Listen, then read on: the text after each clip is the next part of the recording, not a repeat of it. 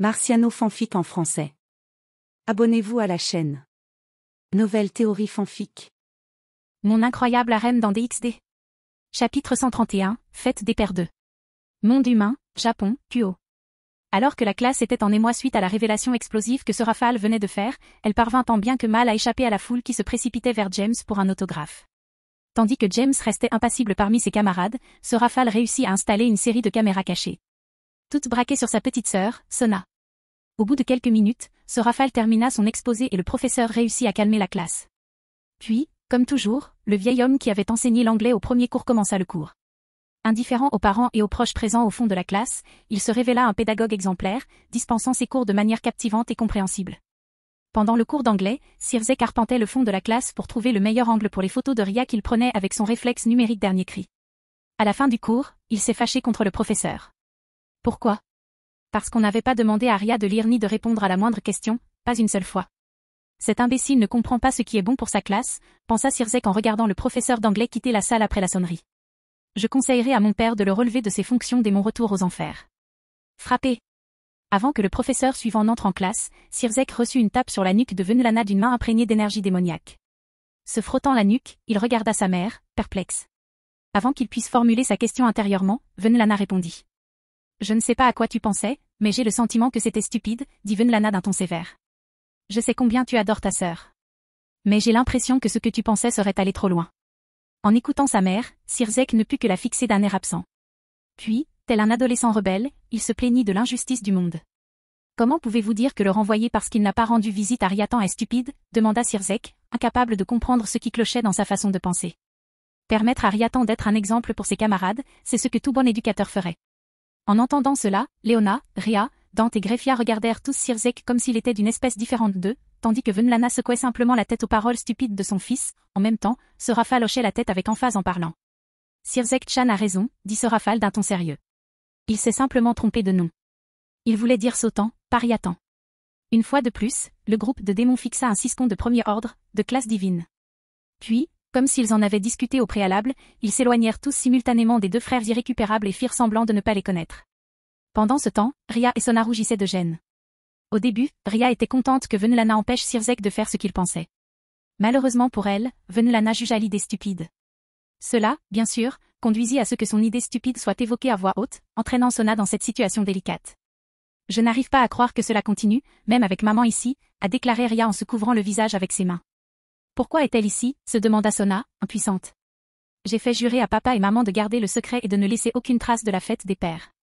En voyant le comportement de leurs aînés, les autres élèves et leurs parents ne pouvaient qu'éprouver de la pitié pour Ria et Sona.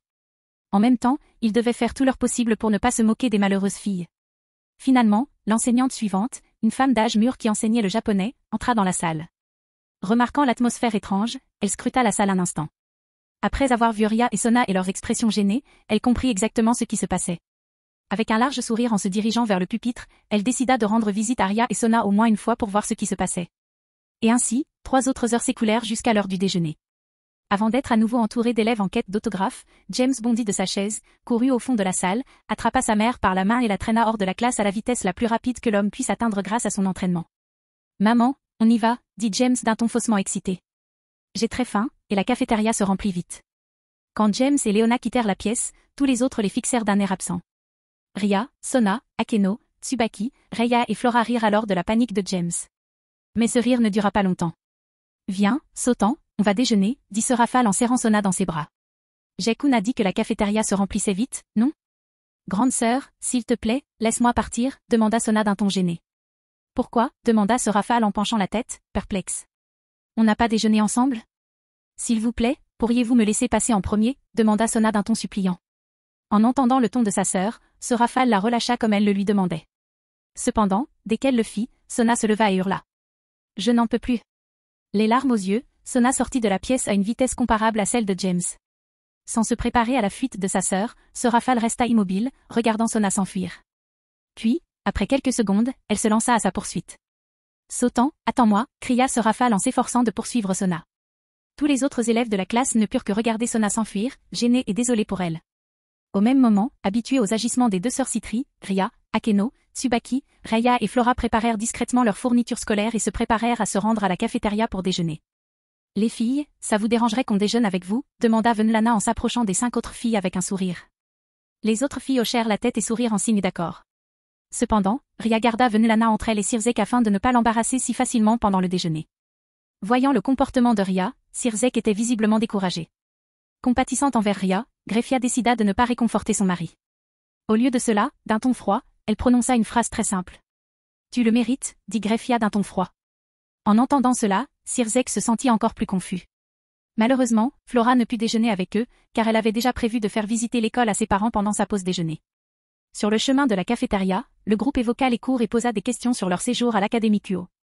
Ils rirent aussi de certaines des choses les plus drôles qui se passèrent pendant les cours du matin. Par exemple, la première fois que Venlana gifla Sirzek. Ou encore celle où Venlana le gifla pour l'avoir encouragé. Ou encore celle où Venlana le gifla pour avoir brandi une grande banderole avec la photo de Ria. « Pourquoi toutes tes anecdotes drôles tournent autour de moi, giflé ?» demanda Sirzek avec irritation. L'expression de Sirzek fit rire encore plus tous les présents. Finalement, Ria reçut un appel. Sortant son téléphone de sa poche, elle vit que c'était celui de James.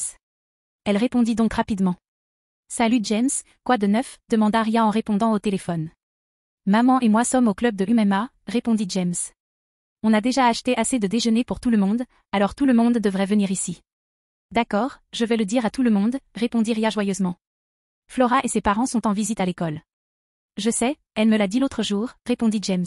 « Si tu te souviens bien, les parents de Flora n'ont pas pu assister à la fête des pères ces 2 dernières années. »« Ah oui, c'est vrai », répondit Ria. « Bon, on y sera bientôt. » Après avoir raccroché, Ria relaya le message de James. Tout le monde se dirigea ensuite vers le club de MMA pour déjeuner avec James et Leona. Quelques minutes plus tard, ils arrivèrent au club. En entrant, ils constatèrent que Sona les avait déjà rejoints et criait avec colère. « Tante Leona, comment as-tu pu me faire ça ?» s'écria Sona, triste. « Parce que je pensais que ce serait amusant », répondit Leona en souriant. « Et ça l'a été. »« Tu as tout gâché, cette fois, maman », dit James d'un ton sévère, tout en essayant de contenir son rire. « À cause de ce que tu as fait, je vais maintenant être hanté par les fans de tous mes mangas. »« J'avoue que c'était un peu hors de mes calculs », dit Leona en fronçant légèrement les sourcils. Puis, elle changea rapidement d'expression pour son habituel sourire malicieux et poursuivit. Oh, eh bien, ce qui est fait est fait. En entendant cette conversation, les nouveaux venus étaient un peu confus. Leona, pourquoi Sona est-elle si en colère demanda Ria avec curiosité. Oh, elle est furieuse parce que c'est moi qui ai divulgué la date de la fête des pères, dit Leona d'un ton détaché. C'était pendant qu'on buvait au domaine Grémory, j'ai appelé ce rafale en cachette et je l'ai laissé écouter notre conversation. Venlana, Ria et Greffia ont été choqués d'apprendre que Leona avait fait quelque chose d'aussi sournois. Nous sommes des démons de sang pur, n'est-ce pas, pensèrent les trois. Pourquoi ressemble-t-elle plus à un démon qu'à nous? En y réfléchissant, ils comprirent aussi pourquoi James grondait sa mère. À cause de ce qu'il avait fait, ses jours paisibles à l'école étaient probablement terminés. Heureusement, James ne semblait pas trop gêné par cela. Bref, asseyons-nous et mangeons, dit Leona en tapotant l'épaule de Sona. Tu te sentiras mieux avec le ventre plein. Sur ce, ils s'assirent tous et mangèrent. Pendant le repas, ils discutèrent du traité de paix et de ce que chacun devait faire pendant son déroulement. Après avoir mangé, ils décidèrent de se promener un peu avant le départ de leurs parents. En passant devant l'entrée principale de l'école, ils croisèrent une foule nombreuse d'élèves. Se demandant ce qui se passait, ils écoutèrent les conversations autour d'eux. Il y a une Sailor Moon aux cheveux noirs qui fait une séance photo plus loin, a déclaré un garçon de première année. Vraiment, répondit une élève de première année. Allez, il faut qu'on y jette un œil. Et, attends-moi, s'exclama le garçon de première année en suivant la fille excitée. En entendant cela, le groupe échangea des regards avant de se poser tous sur Sona, qui bouillonnait actuellement de colère. Tout le monde. Arrêtez, cria Sona avec colère. Quiconque reste ici après une minute sera escorté au bureau du conseil des élèves pour discuter de sa sanction. Sifflet. Oh là là, Sona est bouleversée, dit Leona, feignant la surprise. Maman, ça ne marchera pas cette fois, dit James en souriant à sa mère. Tout le monde ici sait que tu es au moins indirectement responsable de tout ça. Oh, allez, dit Leona en levant les mains. Comment aurais-je pu savoir qu'une chose pareille arriverait? Au lieu de répondre, tout le monde se contenta d'observer l'impudence dont Leona pouvait faire preuve quand elle le souhaitait. Sentant le regard du reste du groupe, Leona sourit timidement. Puis elle reprit la parole. D'accord, je l'avoue, dit Leona en enroulant sa frange autour de son doigt. J'ai peut-être exagéré cette fois. Peut-être. Pourrais-je, demandèrent les autres membres du groupe à l'unisson. Oui, il y a une petite chance, dit Leona avec une expression incertaine sur son visage. Décidant qu'il valait mieux pour leur santé mentale de laisser tomber, tout le monde s'éloigna de Leona. Voyant que son plan avait fonctionné, Leona sourit triomphalement. Jusqu'à ce qu'elle voie l'appareil photo du téléphone de James pointé sur elle dans sa poche arrière. Zut, maintenant il a la preuve que j'ai fait semblant, dit Leona en regardant l'objectif. Je sais qu'il ne s'en servira pas pour me faire chanter, mais il la gardera longtemps après que mes actions auront indirectement révélé son identité de Mangetsu Sensei. Au bout d'une minute, la foule se dispersa. Quelques minutes plus tard, Sona réussit à convaincre ce rafale de partir. Heureusement, les autres invités de la fête des pères partirent aussi. Une fois les invités partis, James décida d'accompagner sa mère jusqu'aux grilles de l'école. Après l'avoir salué, James se tourna vers la droite et vit un jeune homme presque de son âge le fixer du regard. « Partenaire, c'est lui » dit Dreg en grognant. « Voici l'animateur actuel de The White One. » En entendant cela, James regarda également le jeune homme devant lui. Il vit un beau jeune homme aux yeux marrons et aux cheveux gris, vêtu d'un t-shirt vert foncé à col en V et d'une veste en cuir noir à col montant par-dessus. Il portait également un jean bordeaux avec une chaîne argentée, des jambières en cuir noir à 3 bandes autour du mollet droit et des chaussures noires à boucles noires. Après avoir observé l'hôte albien, James n'avait qu'une seule pensée en tête. Zut, il est un peu petit, non, pensa James. 1,68 mètres maximum. Oh, et il est à moitié démon. Je me demande si c'est la première fois que les deux dragons célestes sont à moitié démons. Et pourquoi diable est-il habillé comme un idiot? On dirait un rejet d'un boys band de la fin des années 90. Je pensais que tu serais plus hostile après m'avoir vu près de ton école, dit l'empereur dragon blanc avec un sourire. Non, tu ne laisses pas transparaître d'hostilité non plus, dit James avec indifférence. Même si James voyait que le jeune homme devant lui était fort, il n'avait aucune envie de le combattre. Du moins, pas maintenant. De plus, ce serait un endroit horrible pour nous deux de nous battre, dit James avec un sourire rauque. Je suis sûr que quelqu'un interviendrait immédiatement pour nous arrêter. Quand James eut fini de parler, il regarda au loin. Dans la direction où il regardait, il sentit la puissance sacrée d'un ange déchu à 12 ailes. Je crois que le gouverneur général est déjà à Kuo, dit James en haussant les épaules. Puis il reporta son attention sur le jeune homme aux cheveux gris. Dis donc, comment t'appeler? L'empereur dragon blanc est trop long. Ah. Tu peux m'appeler Vali. Je n'aime pas vraiment mon nom de famille, alors ne me pose pas de questions, dit Vali avec un large sourire. Et tu es James Alavru, c'est ça? C'est vrai. James hocha la tête. Eh bien, Vali, j'ai hâte de te revoir. J'espère qu'on pourra se battre. Nous n'avons que de l'espoir, répondit Vali avec un sourire. Après cela, les deux jeunes hommes partirent simultanément et continuèrent leurs activités. Après avoir franchi les portes de l'académie Kuo, James rejoignit les élèves qui retournaient en classe pour leur cours de l'après-midi. Après la sonnerie finale, chacun se prépara à rentrer chez soi ou à participer aux activités du club. Cependant, le club de recherche occulte, le conseil des étudiants et le club de MMA étaient en pause pour la journée. Ce qui était logique, car tous les membres démoniaques de ces clubs devaient se préparer pour la signature du traité de paix qui aurait lieu le soir même. Chapitre 132, Négociation de paix. Monde humain, Japon, Kuo. Plusieurs heures s'étaient écoulées depuis la fin des cours à l'académie Kuo. À l'approche de minuit, une barrière fut discrètement érigée autour de l'école. Pendant ce temps, dans la salle de réunion du conseil d'administration, plusieurs personnes étaient assises. C'est presque l'heure, dit Sirzek en regardant l'horloge murale. J'espère qu'ils ne nous feront pas attendre trop longtemps. Je suis sûr qu'ils seront bientôt là, Sirzek-chan, dit Sorafal de son ton enjoué habituel. Assis à la table de réunion se trouvaient Sirzek Lucifer et Sorafal Léviathan, des 4 grands satans. La réunion de ce soir étant importante, Sirzek portait un costume noir, une cravate rouge cramoisie et une chemise blanche. De son côté, Sorafal, étonnamment, ne portait pas l'un de ses uniformes de Magical Girl. Elle portait plutôt un tailleur bleu marine avec une jupe assortie et un chemisier bleu ciel. Derrière Sirzek se tenait Greffia, et assis derrière les deux satans, Ria, Sona et leur père, tous vêtus de leurs uniformes scolaires. Ils avaient tous été invités à participer à cette réunion en raison de leur implication directe dans l'incident de Cocabiel. Les deux seules personnes déplacées étaient Mio et Maria, qui n'étaient en aucun cas impliquées dans cette affaire. Cependant, en tant que membre de la pairie de Ria, une exception leur fut accordée. Riatan, où est James? Demanda Sirzek avec curiosité. Lui et sa noblesse vérifient la zone autour de la barrière pour détecter tout problème, répondit Ria solennellement. Sirzek hocha la tête pour saluer l'assiduité de James. Puis, il tourna la tête vers l'autre côté de la table. Un instant plus tard, dans un éclair, 3 silhouettes apparurent derrière les chaises placées à côté de la table. Ria, Sona et leurs compagnons connaissaient l'une des nouvelles venues, car elle avait également été impliquée dans l'incident de Cocabiel. Irina. Murmura Xenovia en baissant la tête. En réponse, Shidou Irina sourit à son ancien partenaire, mais resta silencieuse. Puis, l'un des deux autres nouveaux venus, Michael des 4 grands séraphins, regarda autour de lui avant de prendre la parole. On dirait que nous n'étions pas les derniers à arriver, dit Michael avec un doux sourire sur son visage. Le troisième nouveau venu, Gabriel, observa également la pièce. Lorsque son regard tomba sur Sorafal, il sourit d'un air radieux. Sorafal, bonjour, ça fait longtemps qu'on ne s'est pas vu, dit Gabriel avec un sourire et un signe de la main.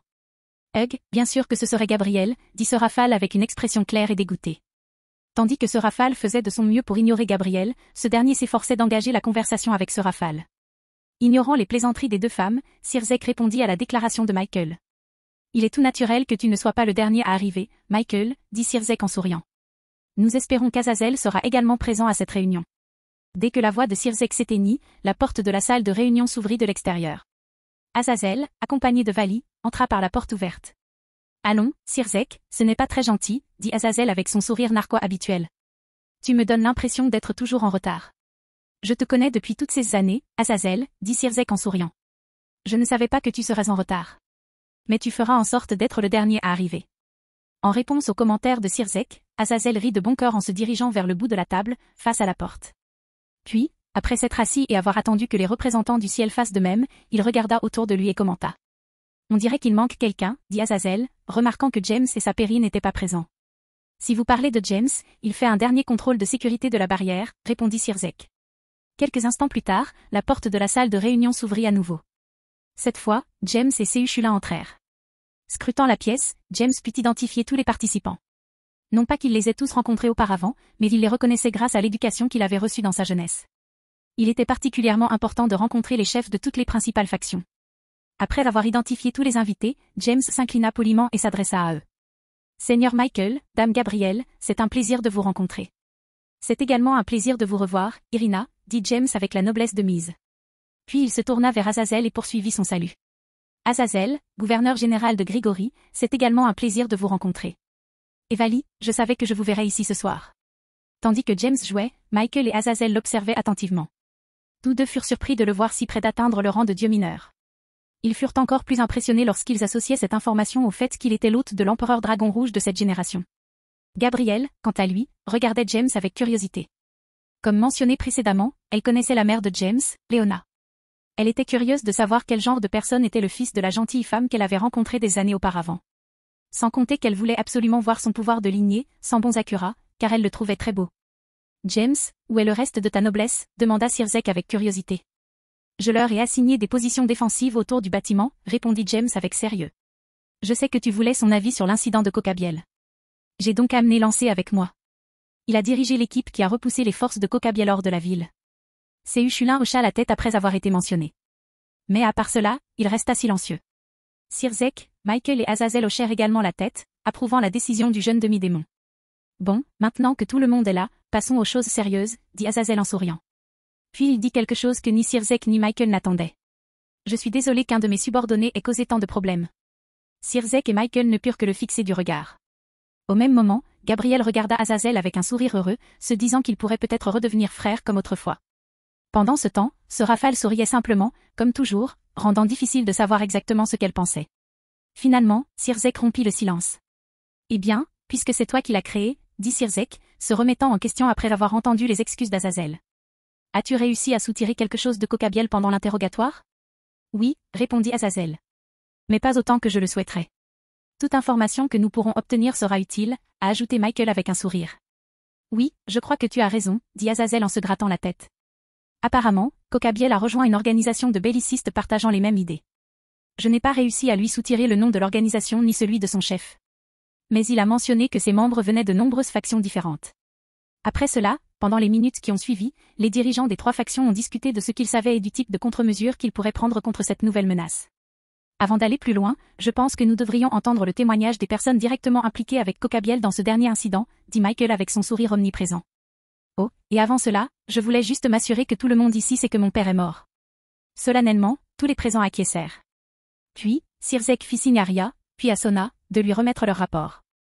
Une fois leur rapport terminé, Sehushulin fut invité à présenter le sien sur la bataille à l'extérieur de la ville. Enfin, James fut invité à présenter le sien. Donc, d'après ce que nous savons de cette organisation, combiné au rapport de Cocabiel et de sa légion des anges déchus lors de leur réunion, rien n'a changé, a demandé Sirzek. Pour confirmer les propos de Sirzek, tous les présents hochèrent la tête. Le silence se fit alors quelques instants. Puis Michael rompit le silence. Alors, avez-vous des suggestions pour combattre cette menace cachée, demanda Michael en regardant les chefs de faction. Une fois de plus, le silence retomba dans la pièce. Un instant plus tard, cependant, Azazel répondit d'un ton nonchalant. Je ne comprends pas pourquoi on sème la zizanie, dit Azazel, l'air indifférent. On est venu ici pour signer un traité de paix, n'est-ce pas? Alors faisons-le. On pourra alors séparer nos factions et éradiquer autant de traîtres que possible. Une fois de plus, Sirzek et Michael furent surpris. Il ne s'attendait pas à ce qu'Azazel soit le premier à évoquer le traité de paix. Mais après y avoir réfléchi un instant, cela leur parut plus logique qu'ils ne le pensaient. Après tout, pendant la Grande Guerre, Azazel fut le premier à retirer ses forces de la zone de combat. Je suis d'accord, dit joyeusement ce Raphaël en levant la main droite, faisant rebondir sa poitrine.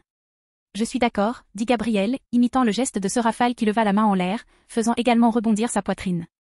Pendant ce temps, Azazel et Issei avaient les yeux rivés sur les seins rebondissants des deux belles femmes.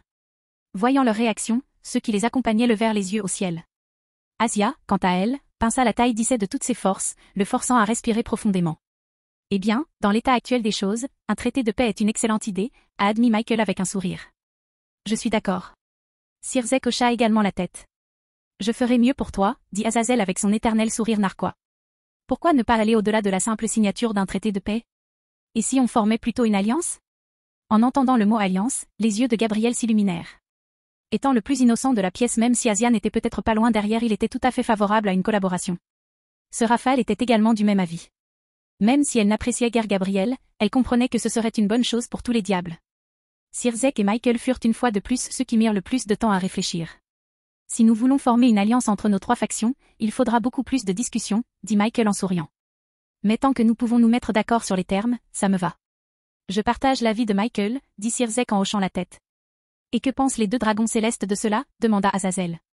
Ça me va, répondit James en haussant les épaules. Tant que j'ai le temps de m'entraîner, de dessiner mes mangas et de passer du temps avec mes filles, ça me va. J'aimerais aussi avoir la chance d'affronter Vali. Tant que je peux affronter des adversaires puissants, je me fiche de ce que tu fais, répondit Vali en haussant également les épaules. PFF. Tu as vraiment besoin d'un hobby, ou d'une petite amie, ou deux, dit Azazel en secouant la tête. C'est pour ça que les accros au combat sont si agaçants. Quoi qu'il en soit, les discussions préliminaires semblent positives pour cette future alliance, a déclaré Sirzek en souriant. C'est dommage que nous n'ayons pas de nom pour cette organisation. Alors que Sirzek finissait de parler, de l'autre côté de la fenêtre, de nombreux cercles magiques de téléportation s'illuminèrent dans l'enceinte de l'école. Puis, un cercle magique s'illumina près de l'oreille de James. De là provenait la voix de Mizor.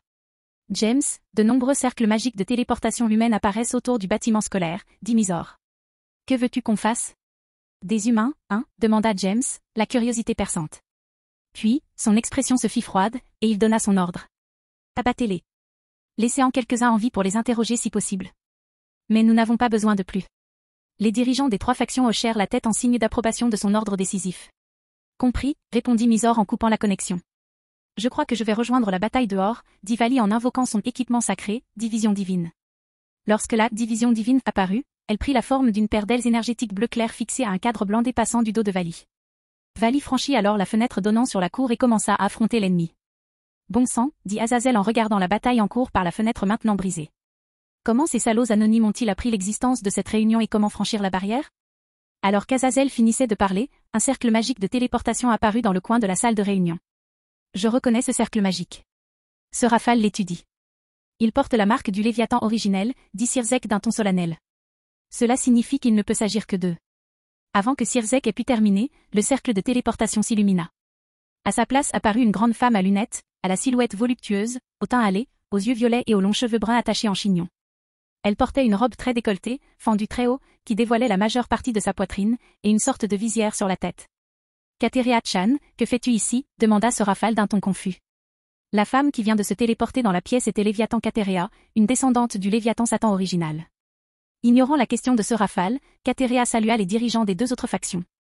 Bonsoir, Michael, Gabriel et Azazel, dit Kateria d'un ton faussement poli. Nous, membres de la faction satanique originelle de la Brigade du Chaos, sommes venus vous tuer, ainsi que ces faux satans. Chapitre 133, Azazel contre Kateria. Monde humain, Japon, Kuo. Alors cet ensemble d'éléments instables s'appelle la Brigade Chaos, demanda Azazel en admirant le corps de Kateria. Le nom semble tout à fait approprié, a déclaré Miguel. En effet. Sirzek hocha la tête. Kateria, pourquoi fais-tu ça? Demanda ce Raphaël, perplexe. Comment oses-tu me remettre en question? S'écria Kateria avec colère.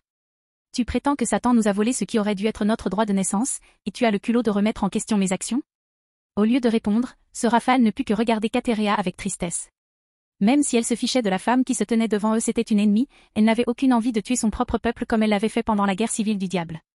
Cependant, rien de tout cela n'aura d'importance à court terme, dit Kateria après avoir maîtrisé sa colère. Quand vous serez tous morts, ce monde changera à notre goût. Pour commencer, un monde où la mort de Dieu est gardée secrète n'est pas un monde digne d'être préservé. Waouh, reconstruis le monde comme tu veux. Dit Azazel d'un ton moqueur. Zut, d'abord Cocabiel, puis cette fille, dit James en interrompant Azazel. C'est quoi, toutes ces répliques de méchants de troisième ordre? Après que James ait interrompu, la pièce devint momentanément silencieuse tandis que tout le monde regardait James avec incrédulité. Ah, mes excuses, dit James, remarquant que tout le monde le regardait. Je suppose que j'ai parlé à tort et à travers. Veuillez m'excuser. Mais c'est vraiment difficile de supporter ces répliques de méchants de troisième ordre. Enfin, les personnages de mon manga disent des choses plus gentilles que ça. En entendant cela, le silence retomba dans la salle. Cependant, il fut rapidement rompu par les rires de Séraphaël et Gabriel. Grâce à cela, Kateria sortit de sa torpeur. Maudite morveuse de sang mêlé, hurla Kateria en brandissant son bâton magique. Pour m'avoir insulté, moi, l'une des vraies satanées, je vais la tuer. Sérieusement, tu écoutais, demanda James, debout derrière Kateria, Oshiru Sakura autour du cou. Le truc du méchant de troisième ordre commence à devenir lassant. Michael, Gabriel et Azazel furent impressionnés par la vitesse de James. Il est très rare de voir quelqu'un capable de se déplacer plus vite que l'activation d'un sort. Et si tu faisais une sieste en attendant qu'on soit prêt à te poser quelques questions, demanda James en retirant sa main pour frapper Kateria avec la poignée de son épée. Cependant, une intervention extérieure le força à s'arrêter et à reprendre la parole. Dispersez-vous, sans bons Sakura. Avant que James ne puisse porter le coup fatal à Kateria, un rayon concentré d'énergie démoniaque fut tiré dans son dos. Heureusement, il put activer sa capacité de lignée pour se défendre. James scruta alors le nuage de pétales et croisa le regard de son agresseur. PFFF. C'est tellement cliché, soupira James. Pourquoi les rivaux finissent-ils toujours dans des camps opposés sans raison? Au moins, on n'a pas à perdre de temps à enquêter sur qui les a laissés passer la barrière. Ah. Valérie en guise de réponse. Oui, ça fait vraiment cliché, dit comme ça. Malheureusement, je pense que ce sera plus amusant comme ça. Haussant les épaules, James décida de ne pas commenter. Puis il rappela Sambon Sakura et enferma Oshiru Sakura dans son fourreau. Puis, il s'éloigna de Kateria et déploya ses ailes. Très bien, méchant de troisième ordre dont je me souviens parfaitement du nom, tu peux aller jouer avec l'un des garçons de la classe dirigeante, là-bas, dit James en congédiant Kateria avec dédain. Je dois parler à mon partenaire demi-démon. Puis, sans hésitation, James s'éleva dans les airs pour faire face à Vali. Waouh, ce gamin est vraiment arrogant, dit Azazel en souriant. Je crois que je vais prendre sa place en jouant avec toi, comme il l'a dit. Es-tu sûr de vouloir intervenir dans une affaire entre démons, Azazel, demanda Kateria d'un ton mécontent. Bon, peu importe. Je vais d'abord tuer ce gamin irrespectueux. Après cela, Kateria leva son bâton pour jeter un sort à James. Cependant, avant qu'elle puisse le relâcher, Azazel apparut devant elle, ses 6 paires d'ailes aux plumes noires déployées. Tu te comportes de plus en plus comme un méchant de troisième ordre, dit Azazel d'un ton moqueur. Tu lances des attaques sournoises tout en ignorant un adversaire qui est juste devant toi. Et c'est quoi cette histoire d'ingérence dans les affaires des démons? Littéralement, la première chose que tu as dite en arrivant, c'était que tu allais tous nous tuer. Je crois que la vieillesse commence à affecter ta mémoire, Kateria. En entendant les moqueries d'Azazel, couplées au fait qu'il venait de l'appeler une vieille femme, l'attention et la colère de Kateria se sont transférées sur Azazel. Maudit corbeau, hurla Kateria avec colère. Je pensais te laisser vivre un peu plus longtemps, par gentillesse. Malheureusement, tu n'as pas apprécié. Oh, s'il vous plaît, je vous en supplie, arrêtez de parler, dit Azazel en s'éloignant de la salle de réunion. J'ai l'impression de regarder une vieille série de super-héros des années 70. Ah, hurle Kateria, frustrée. Je vais te tuer. Ainsi, Azazel parvint à effrayer Kateria. Puis, au bout d'un moment, Sirzek regarda les jeunes diables restés dans la salle de réunion. Vous devriez tous aider les mages humains, dit Sirzek. Nous serons en alerte au cas où quelqu'un d'aussi fort que Kateria se présenterait. Hochant la tête, Ria, Sona, leurs 2 nobles et Séuchulins se dirigèrent vers le champ de bataille. Waouh, les fleurs de cerisier étaient vraiment magnifiques, a déclaré Gabriel avec des étoiles dans les yeux. En guise de réponse, tous regardèrent Gabriel d'un air absent. Puis, Michael reporta son attention sur Irina. Tu devrais aussi aller aider, dit Michael avec un sourire. Oui, Michael-sama, répondit Irina en s'inclinant. Puis, elle aussi sauta de la salle de réunion vers le champ de bataille. Dans le ciel, devant le champ de bataille de James et Vali, Azazel affrontait Kateria. Utilisant son pouvoir sacré pour créer un bouclier devant lui, Azazel commentait l'état de la bataille. Mon Dieu, 1000 ans se sont écoulés depuis la Grande Guerre, dit Azazel en parant les nombreuses attaques de Kateria d'un seul bouclier. Vous, descendants des Satans originels, n'avez pas changé depuis toutes ces années. Vous avez simplement tiré des blocs d'énergie démoniaque ou vous êtes appuyé sur les traits de votre clan. La finesse et la technique sont réservées aux faibles, dit Kateria en fronçant les sourcils. Étant l'une des plus fortes, je détruirai tout par ma seule force. Puis, un serpent noir d'énergie apparut dans la main libre de Kateria. Le pressant contre sa poitrine, elle fut enveloppée d'une aura noire. Son pouvoir, bien qu'un peu instable, s'éleva alors à un niveau encore plus élevé que celui d'Azazel. Ce serpent, est-ce que ce pourrait être, pensa Azazel à voix haute. Cependant, avant qu'il ne puisse réfléchir davantage, il fut forcé d'esquiver une explosion d'énergie démoniaque. Waouh, tu ne peux pas laisser un moment de réflexion à un homme, dit Azazel avec son sourire habituel. J'imagine que c'est pour ça que tu ne t'es jamais marié depuis toutes ces années. Aucun homme n'aime une fille trop collante. Je vais te tuer, bâtard, hurla Katerea, frustré. Eh bien, je suppose que c'est le bon moment pour essayer, dit Azazel en dévoilant une pointe de lance dorée incrustée d'un joyau noir. Qu'est-ce que c'est que ce bordel, demanda Katerea en observant prudemment la pointe de lance. Oh, cette petite chose, dit Azazel en tenant la pointe de la lance devant lui et en poursuivant. C'est juste un petit projet sur lequel je travaille. Je l'appelle lance du dragon tombant. Maintenant, laisse-moi te montrer ce qu'elle peut faire. Rupture d'équilibre. Un instant plus tard, un éclair de lumière dorée enveloppa Azazel. Puis, un instant plus tard, Azazel était revêtu d'une armure dorée ornée de motifs de dragon et de joyaux noirs. De plus, au lieu d'une pointe de lance, Azazel tenait dans sa main droite une lance aussi haute que lui. Dragon de la chute, une autre armure, dit Azazel en prononçant le nom de son brise-équilibre. Ça n'a pas l'air si mal, si je puis me permettre. Armure dorée, aile noire, très jolie. Qu'en penses-tu, Katerea? Buggy, cria Katerea en lançant une décharge d'énergie démoniaque sur Azazel. Quoi? Personne ne peut apprécier mes créations, dit Azazel en utilisant sa lance pour fendre facilement l'explosion démoniaque. Bon, je crois qu'il est temps d'en finir. Puis, Azazel fonça vers Katerea. Utilisez votre lance pour parer ou détruire toutes ses attaques. Entrant dans la portée de sa lance, il pivota et lança sa lance vers Katerea à une vitesse fulgurante. Malgré cela, Katerea parvint à éviter toute atteinte à ses points vitaux. Ses vêtements étaient gravement endommagés et elle était couverte de sang. Finalement, Katerea, couverte de blessures et luttant pour respirer, parvint à prendre ses distances. Pas mal, dit Azazel en lui caressant le menton de sa main libre. Si on nettoyait tout le sang et les blessures, ce serait un spectacle magnifique. Putain de corbeau, je refuse d'être humilié comme ça, hurla Katerea, frustrée et en colère. Eh bien, quand on est le plus faible, on n'a pas vraiment son mot à dire, dit Azazel en posant sa lance sur son épaule. N'est-ce pas ce que vous croyez, vous, les descendants des satans originels? Ignorant les paroles d'Azazel, Katerea poussa son pouvoir jusqu'à ses limites. Cependant, plus sa puissance augmentait, plus elle devenait instable. Secouant la tête devant ses actions, Azazel reprit la parole. Ce pouvoir n'est clairement pas le tien, dit Azazel en examinant la puissance qui s'échappait du corps de Katerea. On dirait le pouvoir d'Ophi. Mais pourquoi le donnerais-je à quelqu'un comme toi? C'est très simple, Azazel, dit Katerea avec un sourire fou. Parce qu'Ophi est le chef de la brigade Chaos. Eh bien, merde, dit Azazel en fronçant les sourcils. Ça va compliquer les choses. Tandis qu'Azazel s'arrêtait pour réfléchir aux conséquences potentielles d'un combat contre un groupe de fous surnaturels capables de s'emparer d'un serpent d'Ophi à tout instant, Katerea courut vers lui à toute vitesse. Son aura devenait de plus en plus instable à chaque seconde qui passait. Finalement, lorsqu'elle fut suffisamment proche, son aura se transforma en de nombreuses vrilles. Alors qu'Azazel tentait de les repousser de sa main libre, au lieu d'être repoussée comme il s'y attendait, elles s'enfoncèrent dans son bras. Alors, tu comptes libérer le pouvoir d'Ophi pour m'emmener avec toi, demanda Azazel après avoir été pris dans l'aura de Katerea. Ce n'est pas le pire plan que tu aurais pu imaginer. Ouais, tu as compris assez vite, dit Katerea avec un sourire maniaque. C'est vraiment dommage de devoir tuer quelqu'un d'aussi intelligent. Mais on n'y peut rien. Je pense que tu fais une petite erreur, dit Azazel avec son sourire habituel sur le visage. Et, demanda Katerea, perplexe. Tu ne mérites pas de sacrifier ma vie pour moi, dit Azazel en levant sa lance. Mais en guise de cadeau d'adieu, tu peux garder ce bras. Puis, d'un coup de lance rapide, Azazel trancha le bras gauche de Katerea juste en dessous de l'épaule. Puis, d'un coup de pied vif, il projeta Katerea dans les airs. Non, hurla Katerea, frustrée. Maudit sois-tu, Azazel. Boum. Avant que sa voix ne disparaisse du ciel nocturne, Katerea explosa dans un éclat de lumière noire.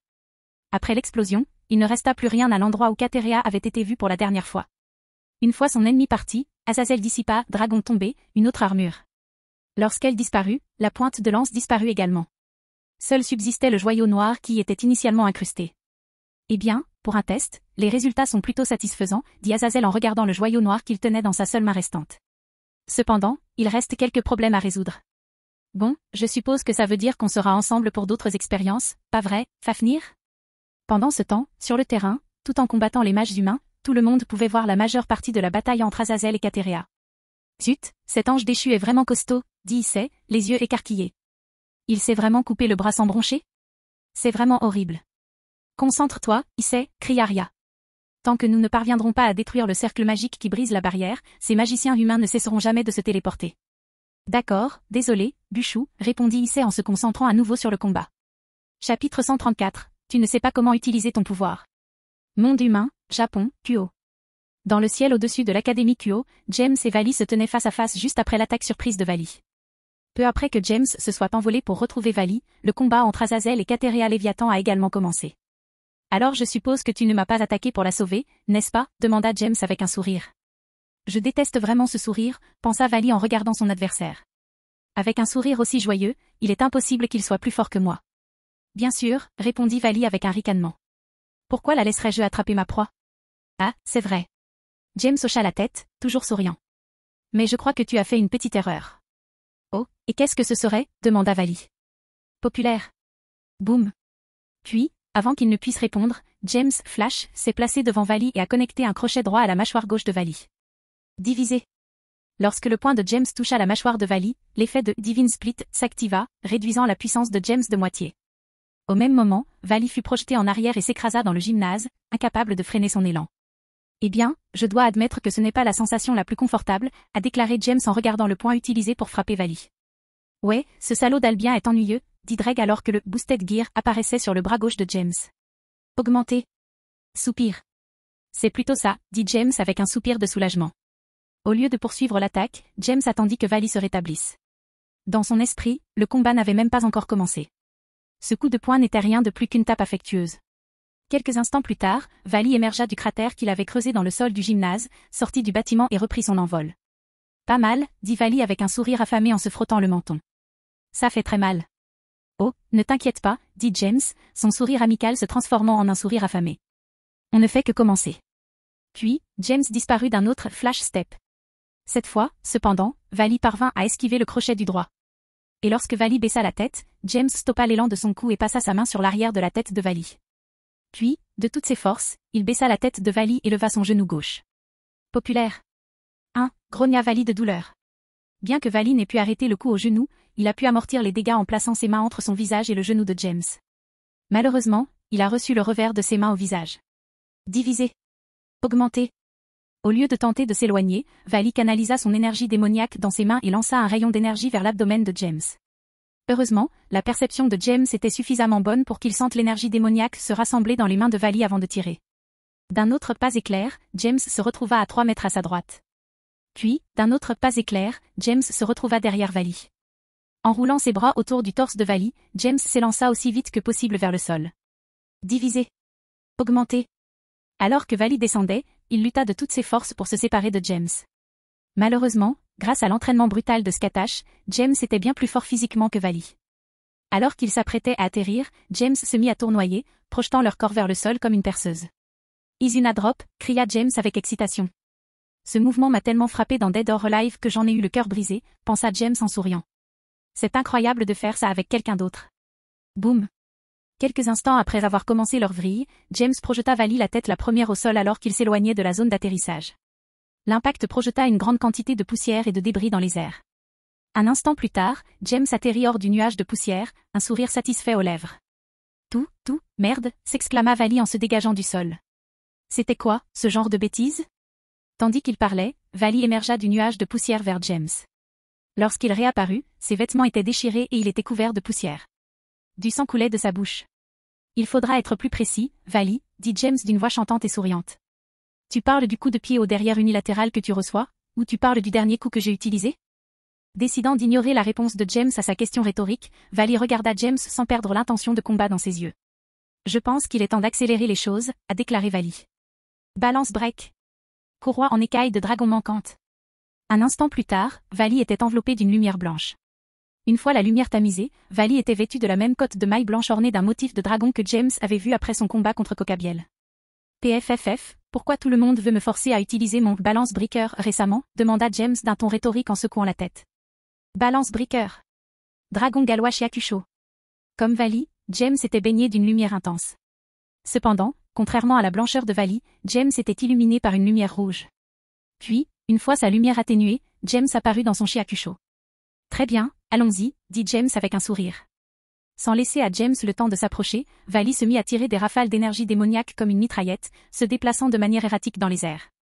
Sans utiliser son flash step, James parvint à éviter ou à dévier les tirs d'énergie démoniaque avec aisance. Voyant cela, la frustration de Vali ne fit que grandir. Tu n'es pas plus fort que moi, cria Vali en continuant de tirer sur James. Demi-dimension. Alors que Vali hurlait, toute à distance fut coupée en deux. De plus, la puissance de James fut également réduite de moitié. Et, c'est nouveau, dit James en esquivant les attaques de Vali. Je crois que je dois faire quelque chose, vite. Augmenter.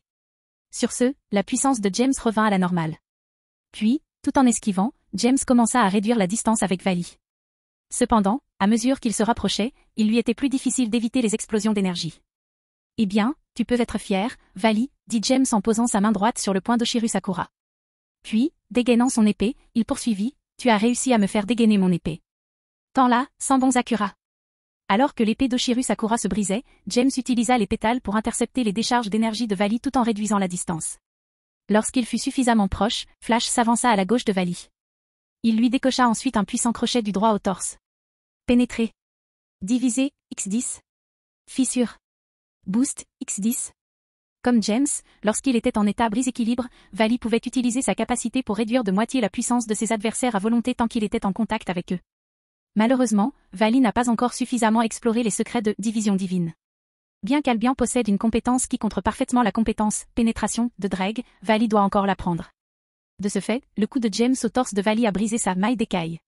Avant que Vali ne soit surpris, James l'attrapa par l'épaule et lui asséna un coup de pied dans le casque. Alors que Vali s'éloignait, James, Flash, se leva, lui barra la route et lui asséna un coup de genou dans l'abdomen. Puis, alors que Vali perdait son élan, James lui lança un coup de poing et l'envoya en l'air. Puis, enchaînant plusieurs coups, James continua de le traiter comme une boule de flippé. Tout au long de l'échange, des cris de « split » et de « boost » retentirent. Finalement, James frappa Vali et le projeta au sol. Boum! Une fois de plus, l'impact de Vali avec le sol projeta un nuage de poussière et de débris dans les airs. Un instant plus tard, James atterrit près du nuage et attendit que Vali se relève. Pendant ce temps, il observa le champ de bataille. D'après ce qu'il vit, le cercle magique qui permettait aux mages de franchir la barrière avait été détruit, et les derniers étaient pris en charge par les jeunes diables et Irina. Sirzek, Serafal, Michael et Gabriel étaient toujours dans la salle de réunion, surveillant le champ de bataille. Puis, James jeta un coup d'œil vers l'endroit où Azazel combattait Katerea. Lorsqu'il le vit, il vit qu'Azazel avait terminé et était tombé au sol. Alors, Azazel a perdu un bras, dit James avec curiosité en regardant Azazel descendre. J'imagine que cette fille était plus forte que je ne le pensais. Après quelques instants, Vali émergea enfin du nuage de poussière. James sentit alors la colère l'envahir par vagues. Tu n'es pas plus fort que moi, déclara Vali, presque en criant. Je sais. James hocha la tête. Nos forces devraient être à peu près égales. Alors comment, demanda Vali avec impatience. Comment fais-tu pour me frapper aussi fort? Parce que je suis mieux entraîné, répondit James d'un ton sérieux. Si vous saviez l'entraînement infernal que j'ai subi, vous frissonneriez. Tu ne peux pas t'entraîner plus dur que moi, s'écria Vali avec indignation. Si tu savais qui est mon professeur, tu comprendrais, dit James avec un regard vide dans les yeux. Déconcerté par le regard lointain de James, Vali hésitait à exprimer sa colère. Finalement, un cercle magique de téléportation apparut à côté de lui. En disparaissant, un grand jeune homme aux cheveux blonds, vêtu d'une ancienne armure chinoise, courant à l'époque des Trois Royaumes, apparut. Il semble que cette opération ait lamentablement échoué, dit le grand jeune homme. Mais Vali, pourquoi es-tu si? C'est probablement parce qu'il n'est pas habitué à recevoir des coups aussi unilatéraux, dit James, interrompant la question du jeune homme. À cet instant, le grand jeune homme réalisa que quelqu'un était à proximité. Au même moment, Vali serra les dents de manière audible. Oh, est-ce l'empereur Dragon Rouge? Demanda le jeune homme. Bien sûr, répondit James avec un sourire. James Alavru, à votre service. Comment dois-je vous appeler avant de vous amener à ce traître? Tu peux m'appeler Biku, dit le jeune Biku en souriant. Mais je ne pense pas que ce sera si facile de me vaincre. Nous verrons bien, dit James en plaçant sa main sur le brassard de Mangetsu no Shita et en adoptant une position Yedo. Oh, ça risque d'être plus dur que je ne le pensais, dit Biku, son expression passant du sourire à une expression solennelle. Ce type est peut-être du niveau d'Arthur en matière d'escrime. Vraiment, demanda Vali, surprise. Il l'a à peine utilisé quand il m'a combattu. On dirait que ce sera un problème plus grave que je ne le pensais, a déclaré Biku en matérialisant un bâton et en adoptant sa position de combat. Cependant, avant que le combat ne puisse commencer, la voix d'Azazel les interrompit. James, laisse-les partir, dit Azazel lorsqu'il arriva avec le reste des chefs de faction. Immédiatement, James changea de position et haussa les épaules. Si tu le dis, dit James. Combattre Vali était plutôt facile, de toute façon. Il est fort, vraiment fort. Mais il utilise sa force de manière assez pathétique. Oh, ça brûle, dit Biku sur le côté. La colère de Vali grandissait à mesure que James parlait. Tu veux voir la consommation d'énergie? Je vais te montrer, connard, dit Vali, les yeux grands ouverts. Moi qui vais me réveiller. Populaire. Avant que Vali ne puisse terminer ce qu'il disait, Biku le frappa à la tête avec son bâton. Voilà, s'exclama Vali en se tenant la tête. Biku, c'était pourquoi, bon sang? Il nous laisse sortir, et tu t'apprêtes à faire quelque chose qui ne devrait être qu'un dernier recours, cria Biku. Alors laisse-moi te demander, qu'est-ce que tu fous? James jeta simplement un coup d'œil à Vali du coin de l'œil avant de parler une fois de plus. Si tu avais continué, je t'aurais décapité avant même que tu puisses entrer dans le Juggernaut Drive, dit James avec indifférence. La dernière chose dont nous avons besoin, c'est d'un mini-dragon céleste incontrôlable qui rôde dans tous les sens. Avant que Vali puisse dire ou faire quoi que ce soit, Biku l'attrapa et les téléporta tous les deux. James se tourna alors vers les chefs de faction et s'inclina poliment. As-tu besoin de quelque chose d'autre? Demanda poliment James. Puis-je revoir ta capacité de lignée? Gabriel fut le premier à parler. Surpris, James se figea et ne cligna des yeux que quelques fois. Mais avant qu'elle ne puisse répondre, Michael tira sur le bras de sa sœur excitée. Je suis désolé pour elle, James, dit Michael en souriant. Gabriel a toujours été très impressionné par le spectacle des cerisiers en fleurs. Et le fait qu'il connaisse ta mère explique probablement aussi son enthousiasme. Dis donc, tu connais ma mère? Demanda James, les yeux écarquillés. Je devrais aller la chercher? Je croyais qu'elle était. Ah, j'avais oublié, dit Gabriel. Elle s'est réincarnée, n'est-ce pas?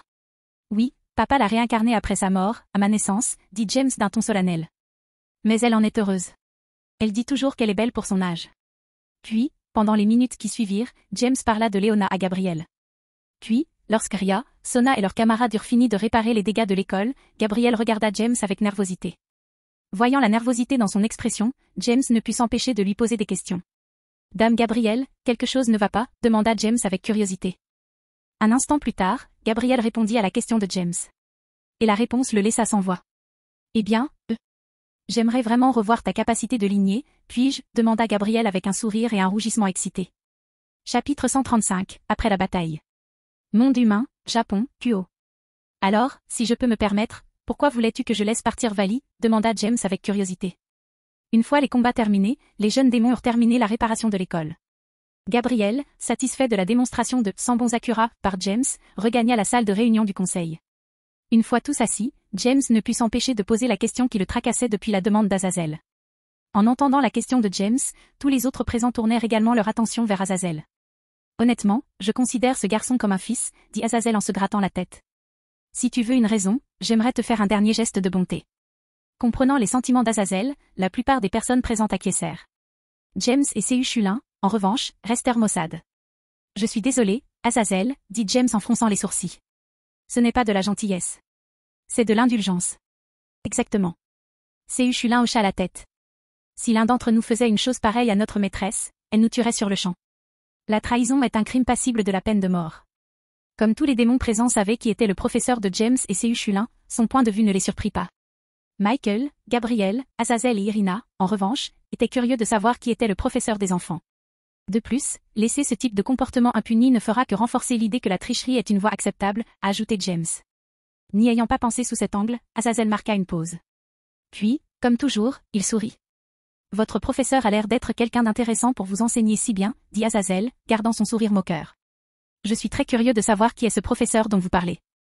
Après avoir entendu la question d'Azazel, Michael, Gabriel et Irina regardèrent James et Seu Chulin avec curiosité. Au lieu de répondre immédiatement, ils regardèrent Sirzek et Serafal.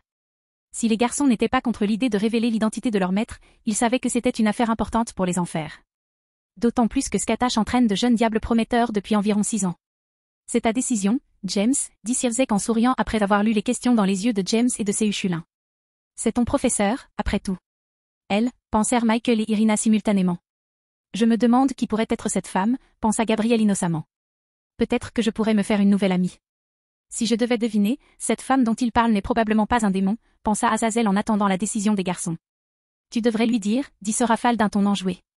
Si nous voulons être alliés à l'avenir, c'est un secret que nous pouvons lui révéler. Après avoir écouté Serafal, James et Seu Chulin échangèrent un bref regard. Puis, ils hochèrent la tête simultanément.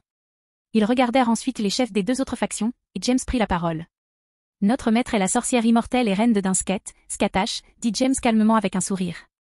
Les expressions curieuses de Michael, Gabriel et Azazel se figèrent. Ils se demandaient qui avait bien pu entraîner les garçons avant eux. Cependant, ils ne s'attendaient pas à ce que ce tueur de Dieu fou soit l'élu. Depuis combien de temps vous entraînez-vous avec eux, elle, demanda Azazel, son sourire s'illuminant de temps à autre. Presque 7 ans, dit James en se caressant le menton pensivement. 9 ans, dit C.U. Chulin avec indifférence. Comment faites-vous pour être encore en vie, demanda Michael en regardant les garçons devant lui comme s'ils étaient des monstres. Je n'en ai aucune idée, répondirent simultanément James et C.U. Chulin. Je ne sais pas combien de fois j'ai pensé que j'allais mourir, dit James en frissonnant. Je crois que je suis mort plusieurs fois, dit C.U. Chulin, transpirant abondamment. Michael Sama, je pensais que la reine de Dinsket n'était qu'un mythe, dit Irina, déconcertée par les expressions perplexes et effrayées sur les visages de Michael, Gabriel et Azazel. Je t'assure, Irina, que Skatash est aussi réel qu'elle le paraît, dit Azazel, reprenant lentement ses esprits.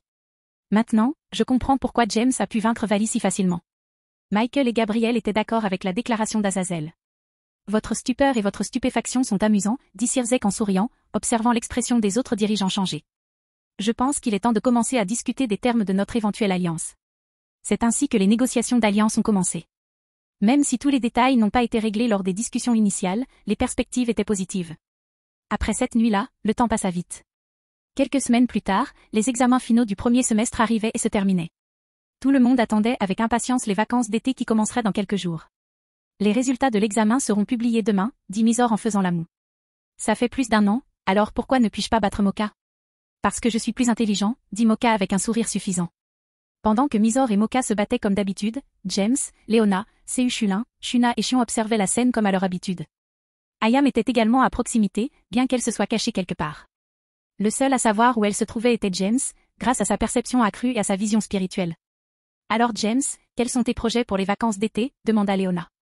Bon, il faudra qu'on aille aux enfers pour le rassemblement des jeunes démons, ou quelque chose qui m'importe peu, dit James avant de boire une gorgée du verre qu'il tenait.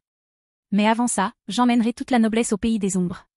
En entendant cela, Mysore et Moka cessèrent leur discussion et regardèrent James avec une certaine crainte. C.U. Chulin semblait s'y attendre, et Shuna, Chion et Ayam regardèrent James avec curiosité. Tu vas encore nous faire subir cette torture? Demanda Moka, une légère peur dans le regard. Je ne veux pas y aller, dit Mysore en se cachant derrière Moka. En voyant Mysore et Moka têtus agir ainsi, Shuna, Chion et Ayam furent choqués. Shadowland est-il un endroit si effrayant? Demanda Shuna, incertaine. Eh bien, c'est possible si tu n'es pas préparé, dit C.U. Chulin d'un ton désinvolte avec un haussement d'épaule.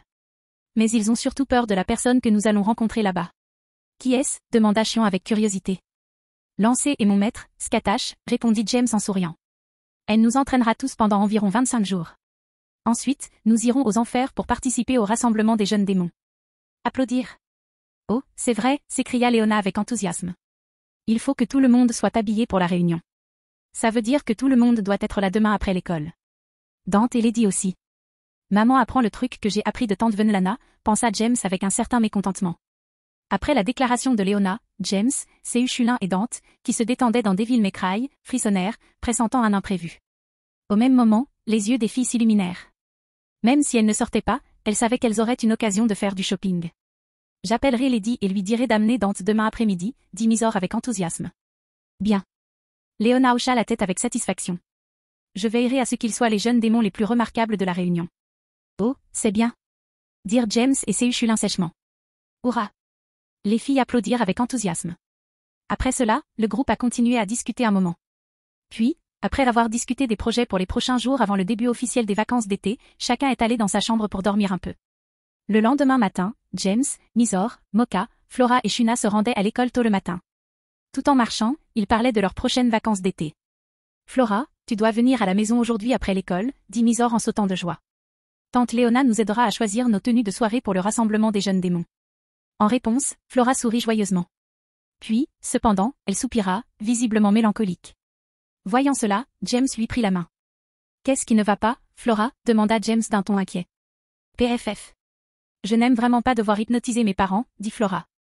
Ils n'étaient pas contents que je ne puisse pas rendre visite à ma famille avec eux. Je vois, dit James en caressant doucement la tête de Flora.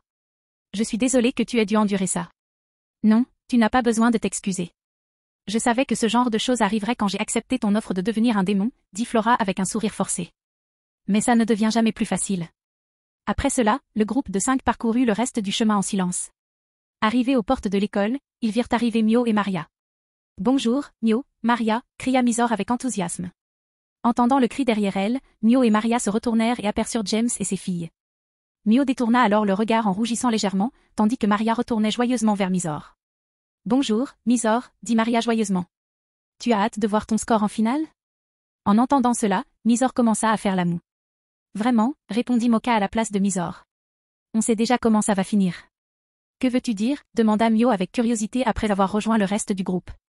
Je prendrai la première place, comme je le fais depuis le concours d'entrée, dit Moka avec assurance. Et Mysore prendra la deuxième place, comme elle le fait depuis la première demi-finale l'année dernière. Tu ne sais pas, s'écria Mysore avec colère. Tu as peut-être fait une erreur stupide, comme en cuisinant. Le visage de Moka devint immédiatement rouge. Puis elle lança un regard furieux à Mysore. Ce n'était qu'une fois, hurla Moka, tout aussi furieux. Une fois suffit, dit Mysore d'un ton suffisant. Je ne les ai jamais vus comme ça auparavant, dit Mio d'un ton confus. Ils ne sont comme ça que pour les examens, dit James en souriant. C'est l'un des rares points sur lesquels ils ne sont pas d'accord, et Mysore déteste ça. Cela n'aide pas que Moka le fasse à chaque occasion, a déclaré Shuna en regardant le duo se disputer. Au fait, Riri vous a-t-elle dit ce que vous ferez avant la réunion des jeunes démons? Demanda James avec curiosité. Elle l'a fait. Maria hocha la tête. On devrait aller aux enfers, dit Maria en se tapotant le menton de l'index. Soupir. Elle a dit qu'on allait aux enfers pour s'entraîner avant le rassemblement des jeunes démons, dit Mio en soupirant. Oui, c'est ça, dit Maria comme si elle venait de s'en souvenir. Après avoir discuté tout le long du chemin jusqu'à l'école, ils atteignirent enfin le portail. Ensuite, tout le monde se rendit au club de MMA. Après un entraînement matinal, tout le monde alla en cours et la journée se déroula paisiblement. Après les cours, Sona s'approcha de James avant qu'il ne quitte la classe. Salut Sona, quoi de neuf? Demanda James en rangeant ses fournitures scolaires. Quels sont tes projets pour la période précédant le rassemblement des jeunes démons? Demanda calmement Sona. Nous nous entraînerons avec Maître Skatash, répondit James en souriant. Et toi? En fait, je voulais te poser une question à ce sujet, dit Sona en ajustant ses lunettes. Ça te dirait qu'on aille avec toi au pays des ombres? Ah, je ne m'attendais pas à ça, dit James, l'air surpris. Mais je peux demander au maître si tu veux vraiment. J'apprécierais, dit Sona avec un petit sourire. Bien sûr, répondit James avec un sourire. Ensuite, tout le monde est parti participer aux activités du club. Après un après-midi d'activités, James, Mysore, Moka, Flora et Shuna se sont rendus chez James. Cependant, à leur arrivée, ils ont découvert une chose à laquelle aucun d'entre eux ne s'attendait.